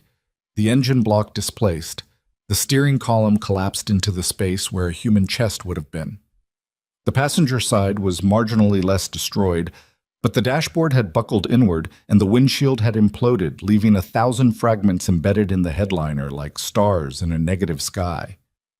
Caleb circled the vehicle slowly. He wasn't a mechanic. He wasn't a forensic specialist. But he had spent 3 tours in a theater of war where improvised devices turned ordinary vehicles into weapons. And he had learned, through repetition, through loss, through the specific education that comes from pulling friends out of wreckage, how to read the story a vehicle tells after the violence is over. He knelt at the front right wheel, pulled a flashlight from his vest. The beam cut through the darkness and illuminated the undercarriage, a landscape of bent metal, severed lines, and the accumulated grime of 18 months of exposure to weather and neglect. Sully. Sully knelt beside him. Caleb directed the beam toward the brake line on the right front assembly. The line ran from the master cylinder along the frame rail through a series of clips and down to the caliper. It was a rubber line, so flexible, standard for that model year. And it was cut, not torn, not worn, not abraded by road debris or corroded by age. Cut. The edge was clean, a straight line across the diameter of the hose. The kind of line that doesn't happen by accident, the kind of line that requires a blade and a hand and an intention. Caleb moved the beam to the left front. Same line, same cut, clean, deliberate, surgical. "Both front lines," he said. His voice was clinical, the medic's voice, the voice he used when the information he was delivering was worse than the wound he was treating. "Cut through about 90% of the diameter, enough rubber left intact to hold pressure at low speed, enough to keep the brakes functional in town, in a parking lot, at a stop sign. But on a highway, at speed, with the heat from friction expanding the rubber, the remaining 10% fails. And when it fails, you have no front brakes. You have rear brakes only, which on a car this size, at highway speed, on a mountain road with curves, it's a death sentence. It's a murder." Sully stood up. His knees popped. His hands were shaking. Not from cold, not from fear, from the particular vibration that runs through the body when outrage and grief collide at a frequency the nervous system can't absorb. He walked 3 steps away from the vehicle, put his hands on his knees, and breathed. In through the nose, out through the mouth. The discipline of a man who had been trained to control his body in situations where his body wanted to do things that couldn't be undone. Caleb photographed everything: the lines, the cuts, the angle, the position, close-ups with a ruler he carried in his first aid kit providing scale, wide shots showing the line's position relative to the frame, everything date-stamped by the phone's metadata, everything backed up to a cloud account that Naomi had set up specifically for evidentiary documentation. When he was finished, he stood and looked at Sully. "We need to call Grizz." "I know. And then we need to call someone who isn't local." "I know that too." Sully pulled out his phone. The screen lit his face. He dialed. One ring. Grizzly answered before the second. "Talk to me." Both front brake lines. Cut. Not worn. Not corroded. Cut clean with a blade. 90% through. Designed to fail under sustained pressure. He killed them, Grizz. He cut their brakes and put them on a highway and waited. Silence on the line. Not the silence of processing. The silence of a man who already knew but needed to hear it confirmed. The way a doctor already knows the diagnosis but still waits for the lab results because certainty changes what happens next. "Photograph everything?" "Done. Backed up. Time-stamped." "Get out of there. Don't touch anything else. Ride straight to Naomi's office. She'll be waiting." "What are you going to do?" "I'm going to the diner." "Grizz, it's 4:30 in the morning." "I know what time it is." "What are you going to do at the diner at 4:30 in the morning?" "I'm going to make sure she's still breathing." The line went dead. Sully stared at the phone. Then he pocketed it, mounted his bike, and rode east toward a lawyer's office in a strip mall outside Mesa, carrying photographs of severed brake lines on a phone that felt heavier than anything he'd ever held. Grizzly reached Rust Creek at 5:12. The diner was dark. The neon sign was off. Not just dim, but off. The power disconnected. The letter R hanging at an angle that suggested someone had knocked it loose or stopped caring whether it stayed. His headlight swept the parking lot. Empty. No vehicles. No lights in the windows. The door was closed, but not locked. The handle turned under his grip without resistance, and the door swung inward with a creak that sounded like a question nobody wanted to answer. He stepped inside. The diner smelled different at night. No grease, no coffee, no food smells at all. Just the stale chemical residue of cleaning products and the underlying dampness of a building that had been sweating in the desert heat all day and was now releasing that moisture into the cold air. His boots on the tile were the only sound. He moved through the dining room, past the counter, past the booths, past the kitchen window where the pass-through shelf held a single coffee mug, unwashed, upside down. The storage room door was closed. He stood in front of it. His hand found the handle. He turned it.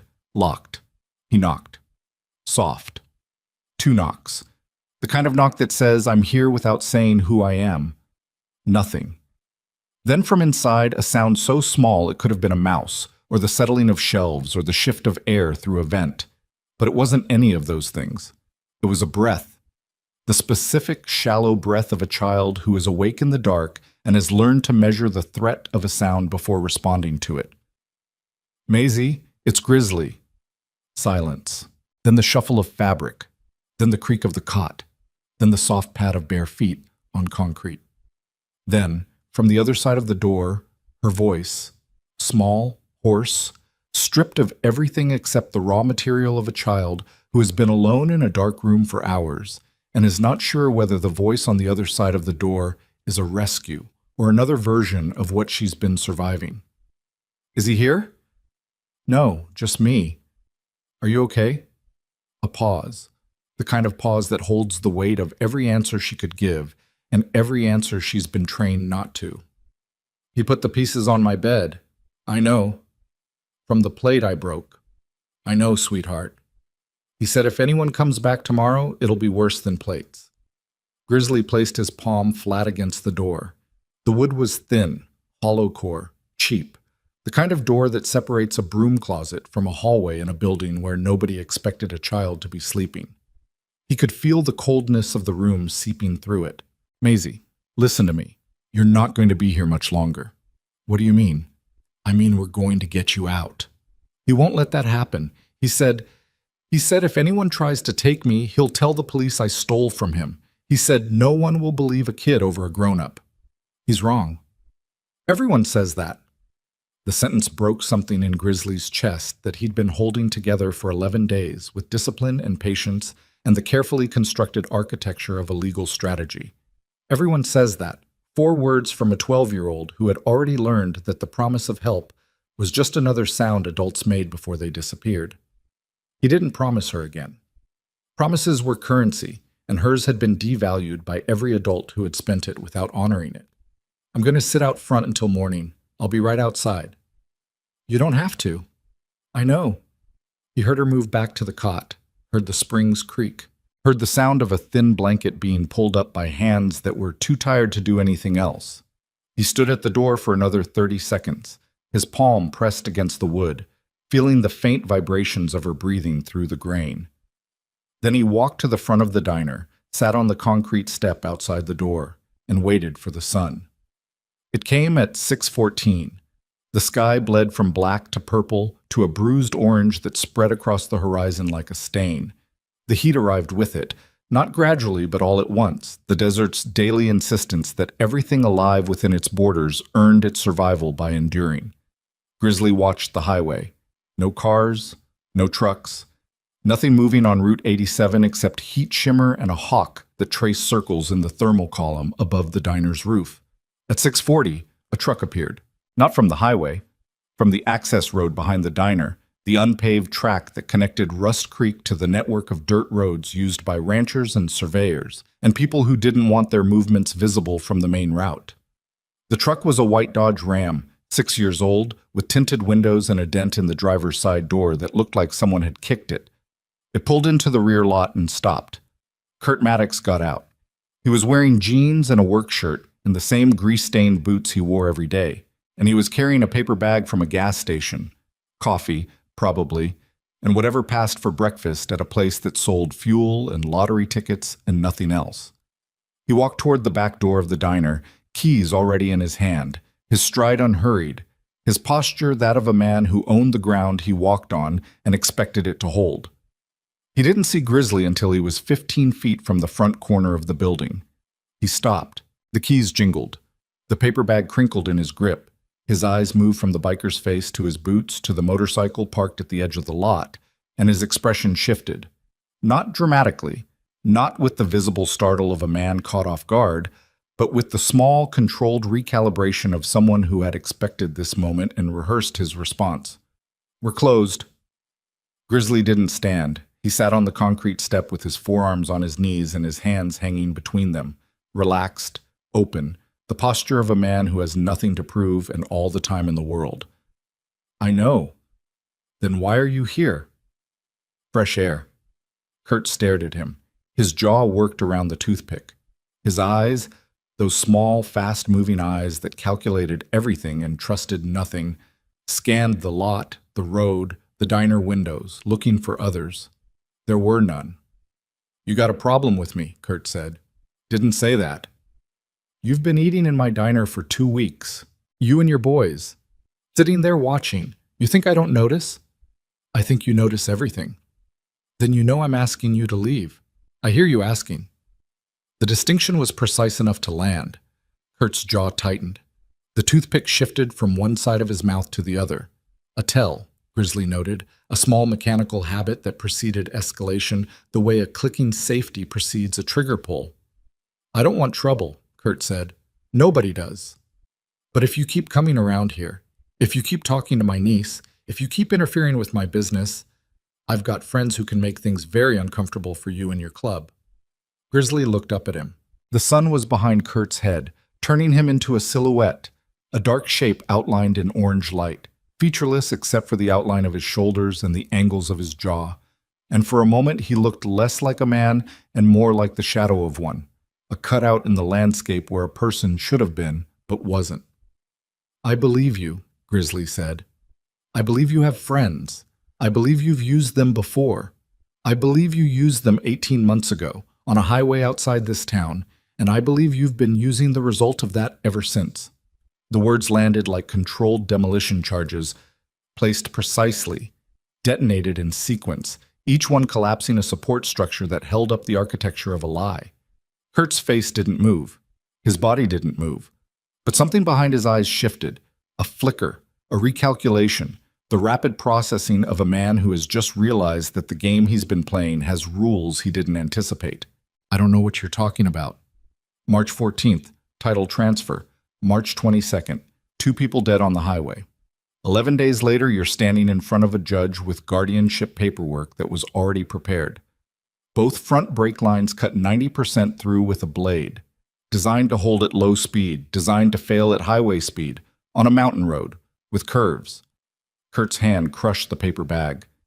The coffee inside it ruptured, hot liquid soaking through the brown paper, running over his knuckles, dripping onto the gravel. He didn't react to the heat. He didn't look down. His eyes stayed on Grizzly with the fixed, unblinking intensity of an animal that has been cornered and is calculating whether to run or attack. You don't have proof of anything. I have photographs of the brake lines taken 2 hours ago at the impound lot in Payson, time-stamped, backed up, already in the hands of an attorney who is filing an emergency motion to reopen the accident investigation with the State Attorney General's office. The silence lasted 4 seconds. 5. 6. In that silence, Grizzly watched the transformation, watched Kurt Maddox's face move through the stages of a man whose entire construction is collapsing. Denial, calculation, fury, and then the thing underneath all of it, the cold, reptilian stillness of a man who has hurt people before and is deciding whether to hurt someone again. You're making a mistake, Kurt said. His voice had changed. The folksy irritation was gone. What replaced it was flat, effectless, stripped of performance. The real voice, the one that lived beneath the diner owner, beneath the concerned uncle, beneath every mask he had built to hide the architecture of what he actually was. The mistake was yours, 18 months ago, on a highway, with a blade and a brake line and your sister's family inside the car. Kurt dropped the bag. The crumpled paper hit the gravel. Coffee pooled in the dust. His right hand moved, not toward Grizzly, not toward a weapon, but toward his pocket, his phone. His thumb moved across the screen with the practiced speed of a man dialing a number he knew by heart. I'd think carefully about that call, Grizzly said. You don't tell me what to do. No, but the State Attorney General might. Kurt's thumb stopped. He looked at the phone, he looked at Grizzly, and in his eyes, Grizzly saw the thing he'd been looking for. Not guilt, not fear, but the recognition that the walls were closing and the doors were locking, and the man who had built his entire life on the certainty that nobody would look too closely was standing in a parking lot at 6:45 in the morning watching that certainty dissolve. The sound of engines rose from the south, distant at first. A low hum on the edge of hearing, indistinguishable from wind or traffic or the ambient vibration of the desert waking up. But it grew, it deepened, it multiplied. And as it grew, the quality of it changed, from sound to presence, from vibration to weight, the massed rumble of machines approaching in formation, not fast, not slow, at the deliberate processional speed of men who know exactly where they're going and want the world to hear them coming. They appeared on the highway in a line that stretched back farther than the eye could follow. Not 8 bikes, not 20, hundreds. The Iron Saints at the front, Sully, Draper, Caleb, Loomis, Birch, the full chapter in formation, and behind them, riders from clubs across the state, clubs that had received calls at midnight and 3 in the morning and 5, clubs whose presidents had listened to the story of a girl in a storage room and brake lines cut on a mountain highway and had said the same word in different voices across different phone lines. Coming. They filled the parking lot.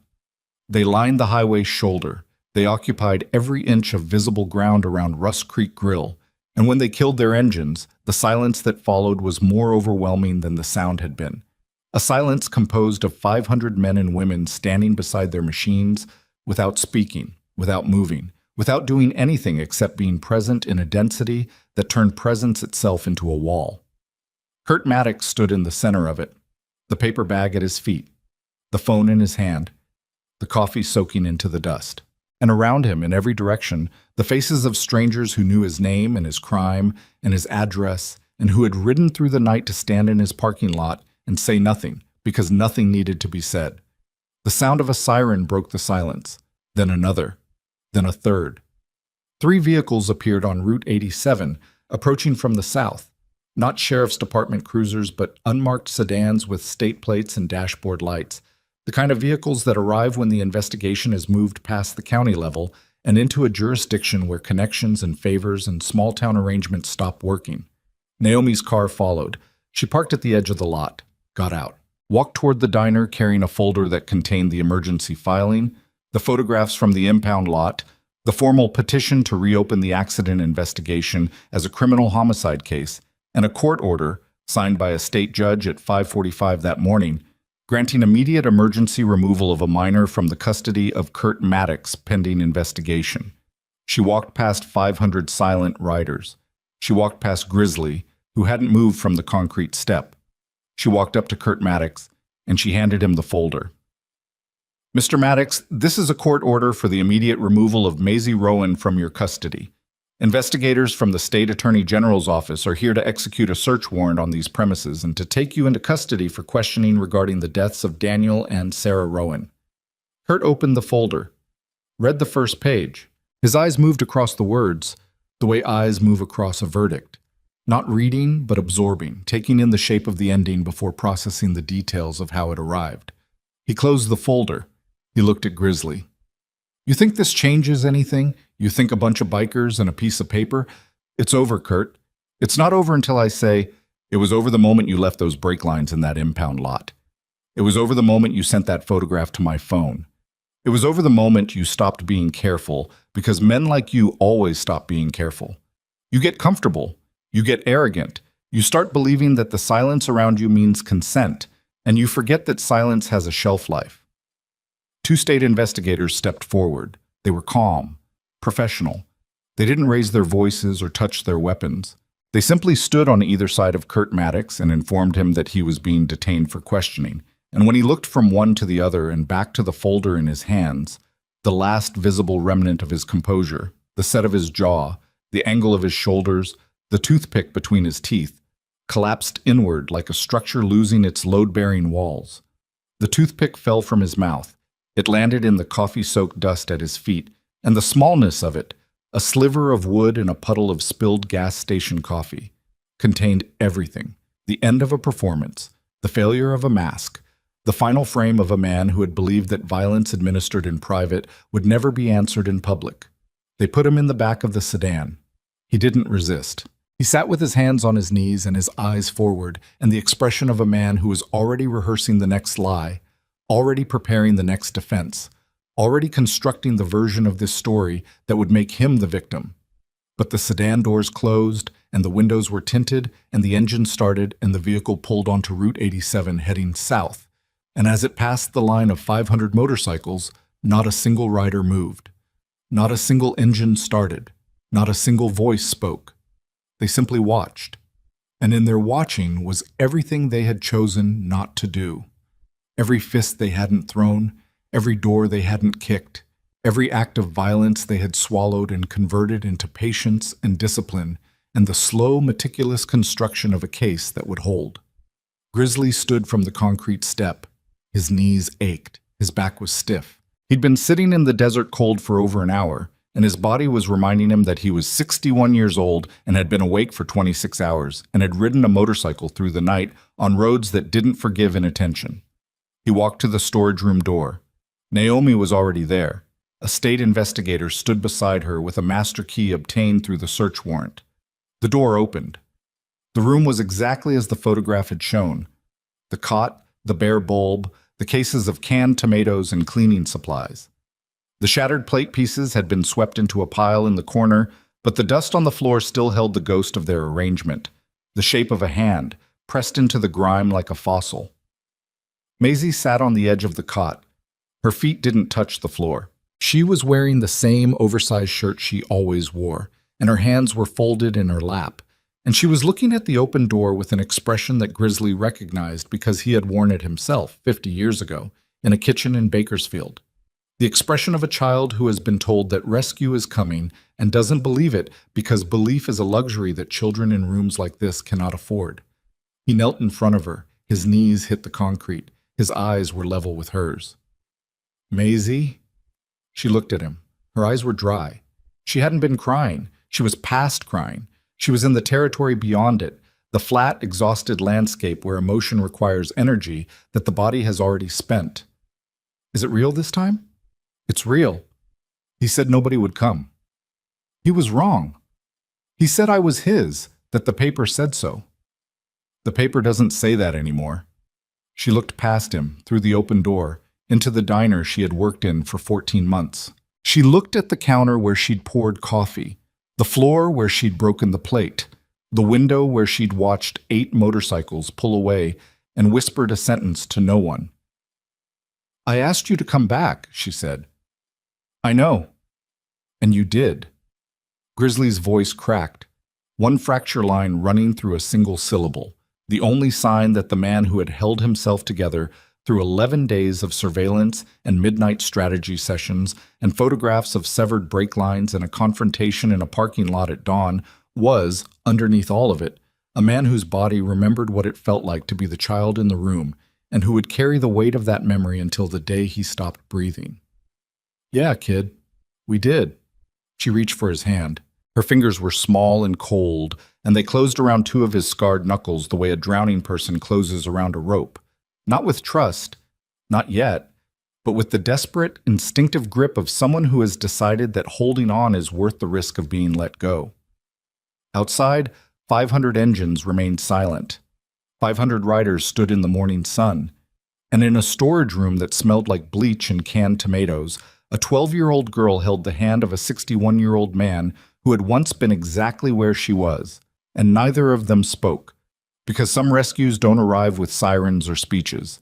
They arrive with a hand that stays, and a door that finally opens. And the sound of nothing, no yelling, no footsteps, no fear, filling the room like the first breath after a lifetime underwater. The courtroom in Mesa smelled like old carpet and recirculated air, and the faint institutional sourness of a building that had absorbed decades of human misery through its walls and floors and ceiling tiles without ever being cleaned deeply enough to release it. Room 4B, 3rd floor. The Honorable Catherine Voss presiding, a woman in her late 50s with reading glasses she wore on a chain around her neck and hands that never moved when she spoke, as if she had learned long ago that stillness was the most authoritative thing a judge could offer a room full of people who had come to watch authority do its work. The emergency custody hearing had been scheduled for 9 in the morning. By 7:30, every seat in the gallery was taken. By 8, people stood against the walls. By 8:30, the hallway outside was full, and by the time the bailiff called the room to order, the crowd had spilled down the stairwell and out the front doors of the courthouse into a parking lot where the morning sun hit 1,000 motorcycles lined up in rows so precise they looked like they'd been placed by a machine. They hadn't been placed by a machine. They had been placed by hand, each rider backing into position, killing the engine, stepping off, and walking toward the courthouse in the same unhurried, deliberate stride that said nothing and communicated everything. They came from Tucson and Flagstaff and Phoenix and Prescott. They came from Yuma and Sierra Vista and Show Low and Kingman. They came from clubs whose names Grizzly had never heard, ridden by men and women whose faces he had never seen, summoned by a network that operated the way all real networks operate, not through social media or press releases, but through phone calls made in the dark by people who trusted each other enough to say, "Come and be believed." None of them entered the courtroom. None of them needed to. They stood outside in the heat, silent, helmeted, spread across the pavement like a human perimeter. And the message was not intimidation and not protest and not spectacle. The message was witness. 1,000 people had come to say we are watching, and the weight of that watching pressed against the courthouse walls like a tide. Inside, Naomi Pierce sat at the petitioner's table with a legal pad, 3 folders, and the controlled expression of an attorney who had spent the last 48 hours sleeping in her office, eating from the vending machine at the end of the hall, and assembling a case that had started as a custody dispute and become a homicide investigation. She wore a dark suit. Her hair was pulled back. Her pen was uncapped. She was ready the way a surgeon is ready, not excited, not nervous, but operating at the precise frequency where preparation meets execution, and the only variable left is the other side of the table. Kurt Maddox sat at the respondent's table with a court-appointed attorney, a man named Phelps, who had been practicing family law in Maricopa County for 22 years, and who had taken the case because the court had assigned it and because he believed, as a matter of professional principle, that everyone was entitled to representation, regardless of what they were accused of. Phelps had reviewed the evidence the night before. He had not slept either. He had spent most of the night sitting in his office staring at photographs of severed brake lines and a storage room with a cot and trying to construct a defense for a man he was increasingly certain had none. Kurt looked different without the diner, without the counter to stand behind, without the register to rest his hands on, without the grease-stained polo and the toothpick and the posture of ownership that had defined his presence for 18 months. In a courtroom, stripped of his context, he looked smaller, diminished. The way all men look smaller when the structure they built around themselves is removed and the only thing left is the person inside it. Maisie was not in the courtroom. She was in a waiting room on the second floor with a social worker from the state's Department of Child Safety, a woman named Deborah Cantu, who had driven up from Phoenix at 4 a.m. and who had brought a blanket, a box of colored pencils, and a sketch pad because she had learned, in 14 years of this work, that children in crisis need something to do with their hands. Maisie drew. She drew the diner.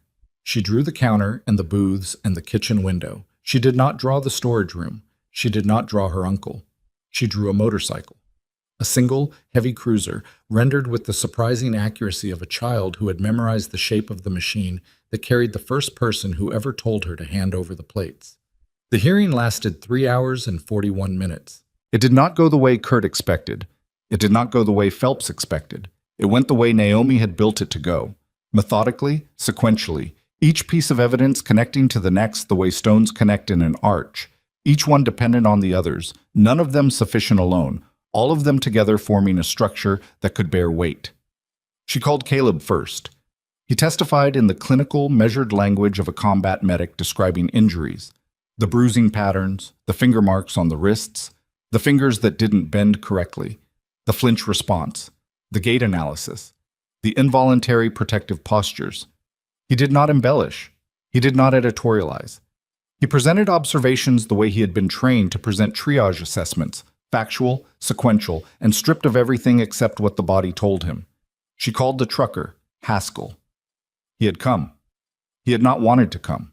He had spent 2 days telling himself he wouldn't come, and then he had driven his rig to Mesa at 3 a.m. and parked it in a lot 6 blocks from the courthouse and walked the rest of the way because he couldn't find parking and because the walk gave him time to rehearse what he was going to say. He described the spatula. He described the sound it made against the girl's hand. He described her face, or rather, the absence of expression on her face, the blankness that was worse than screaming because it meant the screaming had happened so many times it had been replaced by nothing.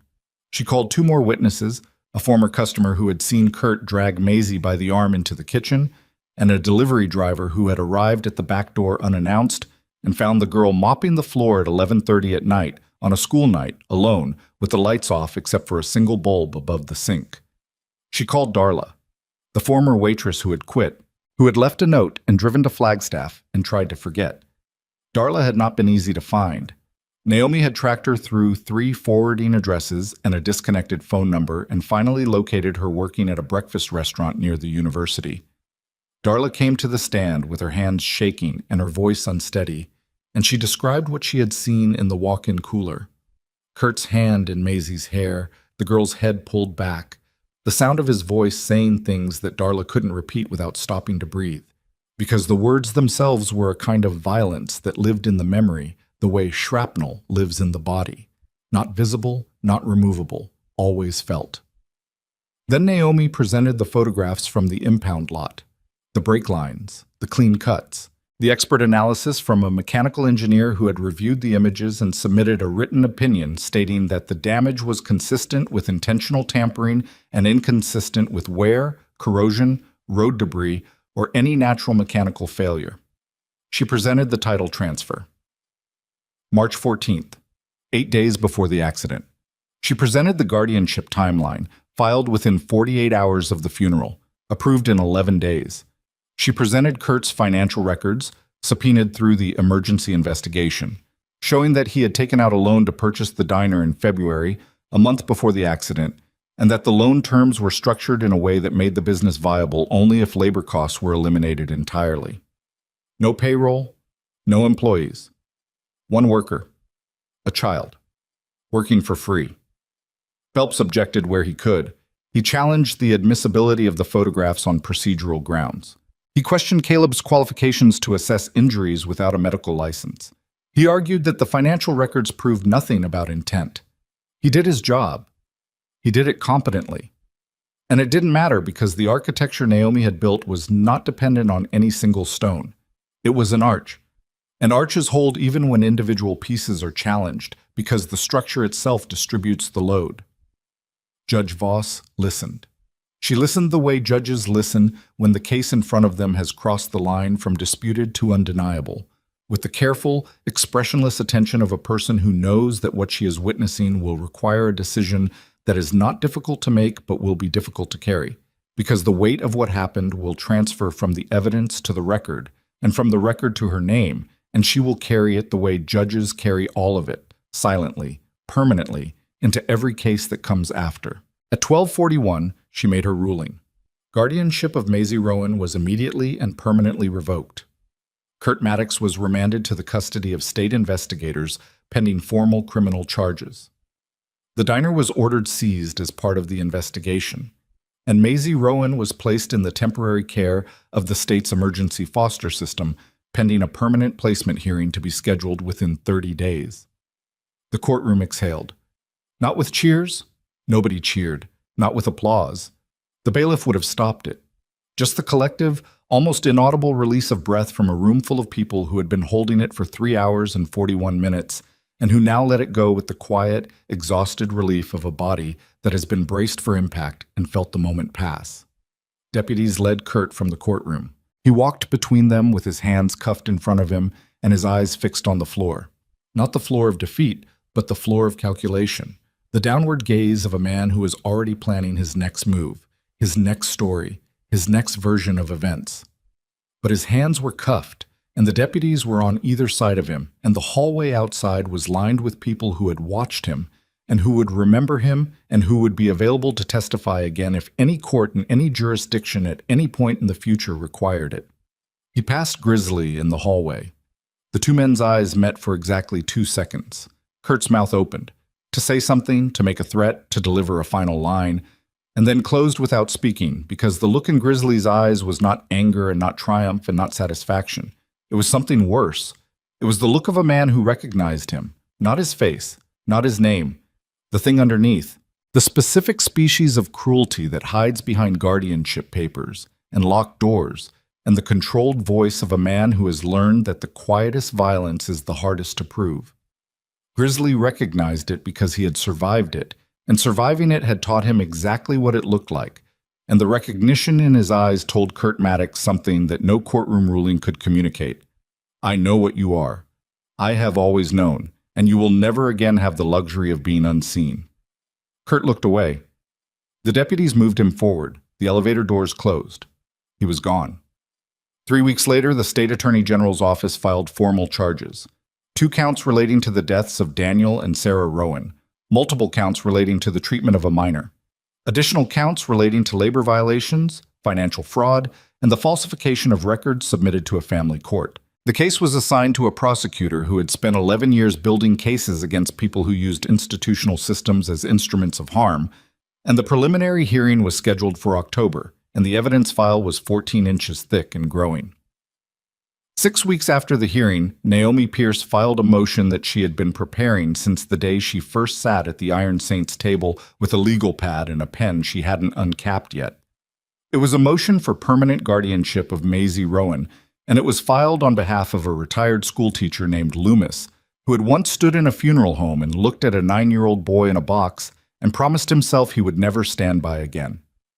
Loomis had a house, 3 bedrooms, a yard, a school district that ranked in the top 10 in the state. He had a clean record, a pension, a savings account, and 14 character references, including 3 from former students who were now adults and who wrote letters describing the kind of teacher he had been. The kind who noticed, the kind who reported, the kind who didn't sleep the night after a child he'd tried to protect was returned to the home that killed him. The letters said things like, "He changed my life, and he was the first adult who listened, and he made me believe that being seen was not the same as being in danger." The court approved the placement on a Tuesday afternoon in September. Maisie moved into Loomis's house the following Saturday. She had a bedroom, an actual bedroom, with a door that locked from the inside and a window that looked out on a street where people walked dogs and children rode bicycles, and nothing happened at night except the gradual, reliable arrival of darkness, followed by the gradual, reliable arrival of dawn. She enrolled in school, 7th grade. She was behind, 14 months behind to be exact. 14 months of curriculum absorbed by the demands of a kitchen and a floor that needed mopping and tables that needed bussing and a man who needed servicing. Her teachers noticed. They adjusted. A reading specialist was assigned. A counselor met with her twice a week. A woman named Rosario who had a quiet office with a couch and a window and who never asked Maisie to talk about what happened, only said, "I'm here whenever you want to," and meant it in the way that only people who understand the difference between wanting to help and actually helping can mean it. Maisie did not talk about what happened. Not for a long time. She talked about other things. She talked about the books she was reading. She had started with the ones she'd missed and was now reading at a pace that alarmed her teachers because they mistook volume for avoidance, not understanding that for a girl who had been denied the basic human right of sitting in a chair and reading a chapter book on a front porch, every page was a reclamation. She talked about motorcycles. She drew them in class, during art period, during free time, during the margins of math worksheets where the problems were too easy because the world had taught her harder arithmetic than anything the curriculum could offer. She drew cruisers, heavy machines with saddlebags and road-worn leather and engine guards caked with dust. She drew them from memory, and the memory was precise because the machines were connected to the only people who had ever stopped. Rust Creek Grill reopened on the first Saturday of October. Not as Kurt Maddox's diner.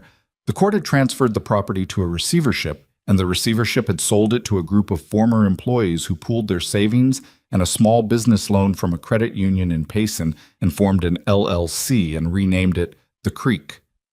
They kept the counter. They kept the booths. They replaced the duct tape with new vinyl. They fixed the air conditioning. They hired 3 waitstaff and a cook, and they paid them wages that were documented and taxed and deposited into bank accounts that existed in the real world where labor was exchanged for money and not for the absence of violence. Darla came back. She managed the floor. She had nightmares about the walk-in cooler for the first 2 months, and then the nightmares became less frequent, and then they became something she carried the way all survivors carry what they've seen. Not gone, never gone, but incorporated, woven into the fabric of a life that continued because continuing was the only alternative she was willing to accept. On opening day, Grizzly rode up alone. No formation, no convoy. Just one motorcycle, pulling into the gravel lot at 11 in the morning, the engine settling into silence, the kickstand pressing its familiar groove into the stone. He walked inside. The diner looked different, cleaner, brighter. The radio played at a volume where you could actually hear the words, and the words were about highways and heartbreak, and the kind of ordinary American longing that sounds like sadness, but is actually hope wearing work clothes. Maisie was there. Loomis had driven her up from Mesa, a 3-hour round trip that he made without complaint because Maisie had asked to come, and because saying yes to a child who was learning to ask for things was the most important parenting decision he had made since the placement began. She wore jeans and a t-shirt that fit. Her hair was clean and pulled back in a ponytail. She was taller, not dramatically, not visibly, but enough that the oversized apron she used to wear would no longer drag on the floor. The bruises were gone. The finger marks on her wrists had faded past green, past yellow, into the unmarked skin of a body that was beginning to forget the specific geography of where it had been hurt. She stood behind the counter, not working, not serving. Just standing there, in the spot where she had poured 1,000 cups of coffee with shaking hands, and looking at the room the way a person looks at a place they once lived in after they've moved away, recognizing it, acknowledging it, no longer belonging to it. Grizzly sat in his usual seat. The stool creaked under his weight, the same way it always had. He set his helmet on the counter, the same half shell, the same scratch across the crown from the low side in New Mexico. Darla brought him coffee without asking. Black. He wrapped his hands around the mug. The warmth moved through his scarred knuckles and into his fingers, and he held it the way you hold something that is exactly what it's supposed to be and nothing more. Maisie picked up a plate from the stack behind the counter. A single plate. White ceramic. Standard diner issue. She held it in both hands. Not balanced on her arm, not stacked with four others, not carried across a slick floor with her breath held and her steps counted. She held it the way a person holds something they've chosen to carry instead of something they've been forced to. She walked around the counter. She set the plate in front of Grizzly. It touched the laminate surface with a soft click. No rattle. No tremor. Grizzly looked at the plate. He looked at her. "You nervous?" he asked. She grinned. And this time the grin reached her mouth. It reached her eyes. It reached the part of her face that had been vacant for 14 months and that was now occupied by something that looked like the beginning of a life she might actually get to live. "I think I can hold on to this one," he smiled. And Grizzly's smile was a rare thing, a tectonic event, a shifting of geological features that had been fixed in place for decades. The beard moved. The lines around his eyes deepened. The pale blue irises, which had held nothing but assessment and resolve for 11 days in this diner, held something else now. Something he didn't have a name for. Something that lived in the space between what he had survived and what he had just helped someone else survive. And that connected the two in a way that made both of them smaller and larger at the same time. "So can I," he said. The diner filled. Former regulars came back. Truckers who had stopped at Rust Creek for years pulled in and found new vinyl on the seats, and a cook who knew what she was doing, and a menu that had been updated for the first time in a decade. Haskell came. He sat at the counter and ordered the chicken fried steak, and he looked at Maisie, not with guilt, not with the averted eyes of a man who wished he'd done something sooner, but with the direct, steady gaze of a man who had eventually done something and who was learning to live with the fact that eventually was the best he had. Sully came.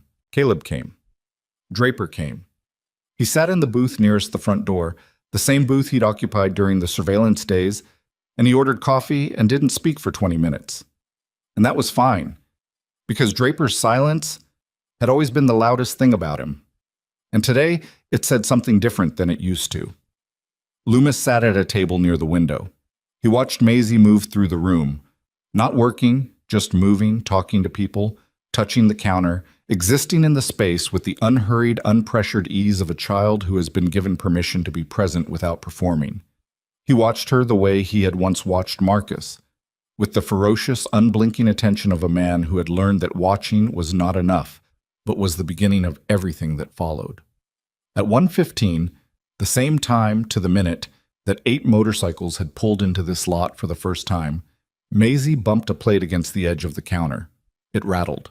The sound traveled through the diner the way a stone travels through still water, outward in concentric circles, touching every surface and every person in its path. Every head turned. Every conversation stopped. The room held its breath the way a room holds its breath, when it remembers something terrible and waits to see if the memory will repeat itself. Maisie looked down at the plate. It was still in her hands, intact, unbroken. She looked up. She looked at the faces looking at her. Grizzly, at the counter, Sully, 2 stools over, Darla behind the register, Loomis at the window, Draper in the booth, Caleb standing near the door.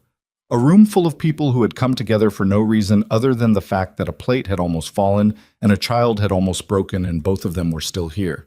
She laughed. The sound was small. It was the laugh of a 12-year-old who was not used to laughing and whose body was still learning the mechanics of joy the way a muscle learns movement after a long immobility. Stiff at first, then loosening, then finding its rhythm. It was not loud.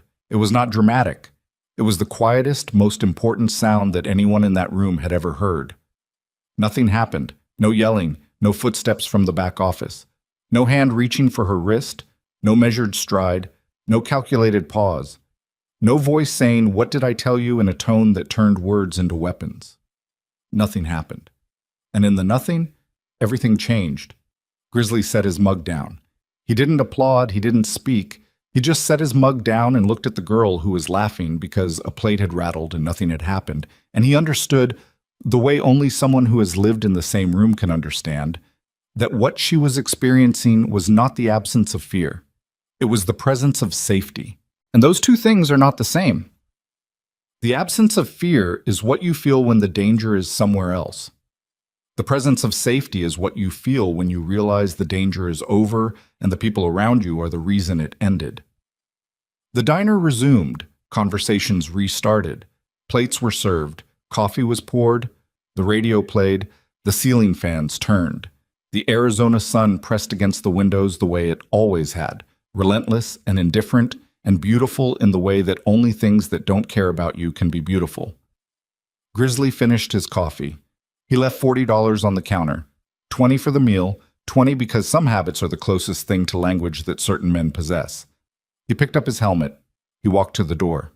At the threshold, he stopped. The same threshold where he had stood 11 days into the surveillance and said, "We'll be back tomorrow."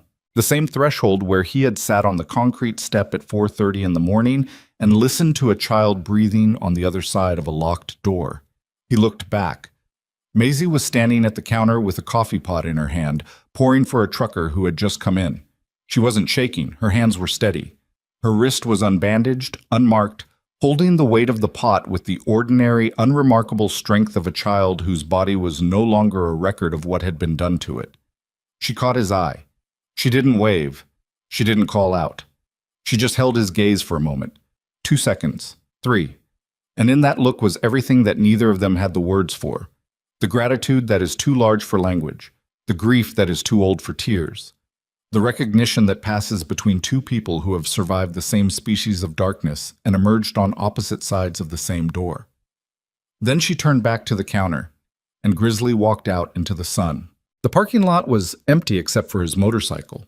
The other riders had left throughout the afternoon, one by one, in 2s and 3s, pulling out of the lot and pointing their bikes toward wherever they were going next. No ceremony, no farewell formation. Just men and women getting on their machines and riding, because riding was what they did, and the road was where they lived, and the diner behind them was no longer a place that needed guarding. Grizzly mounted his bike. The seat was hot from the sun.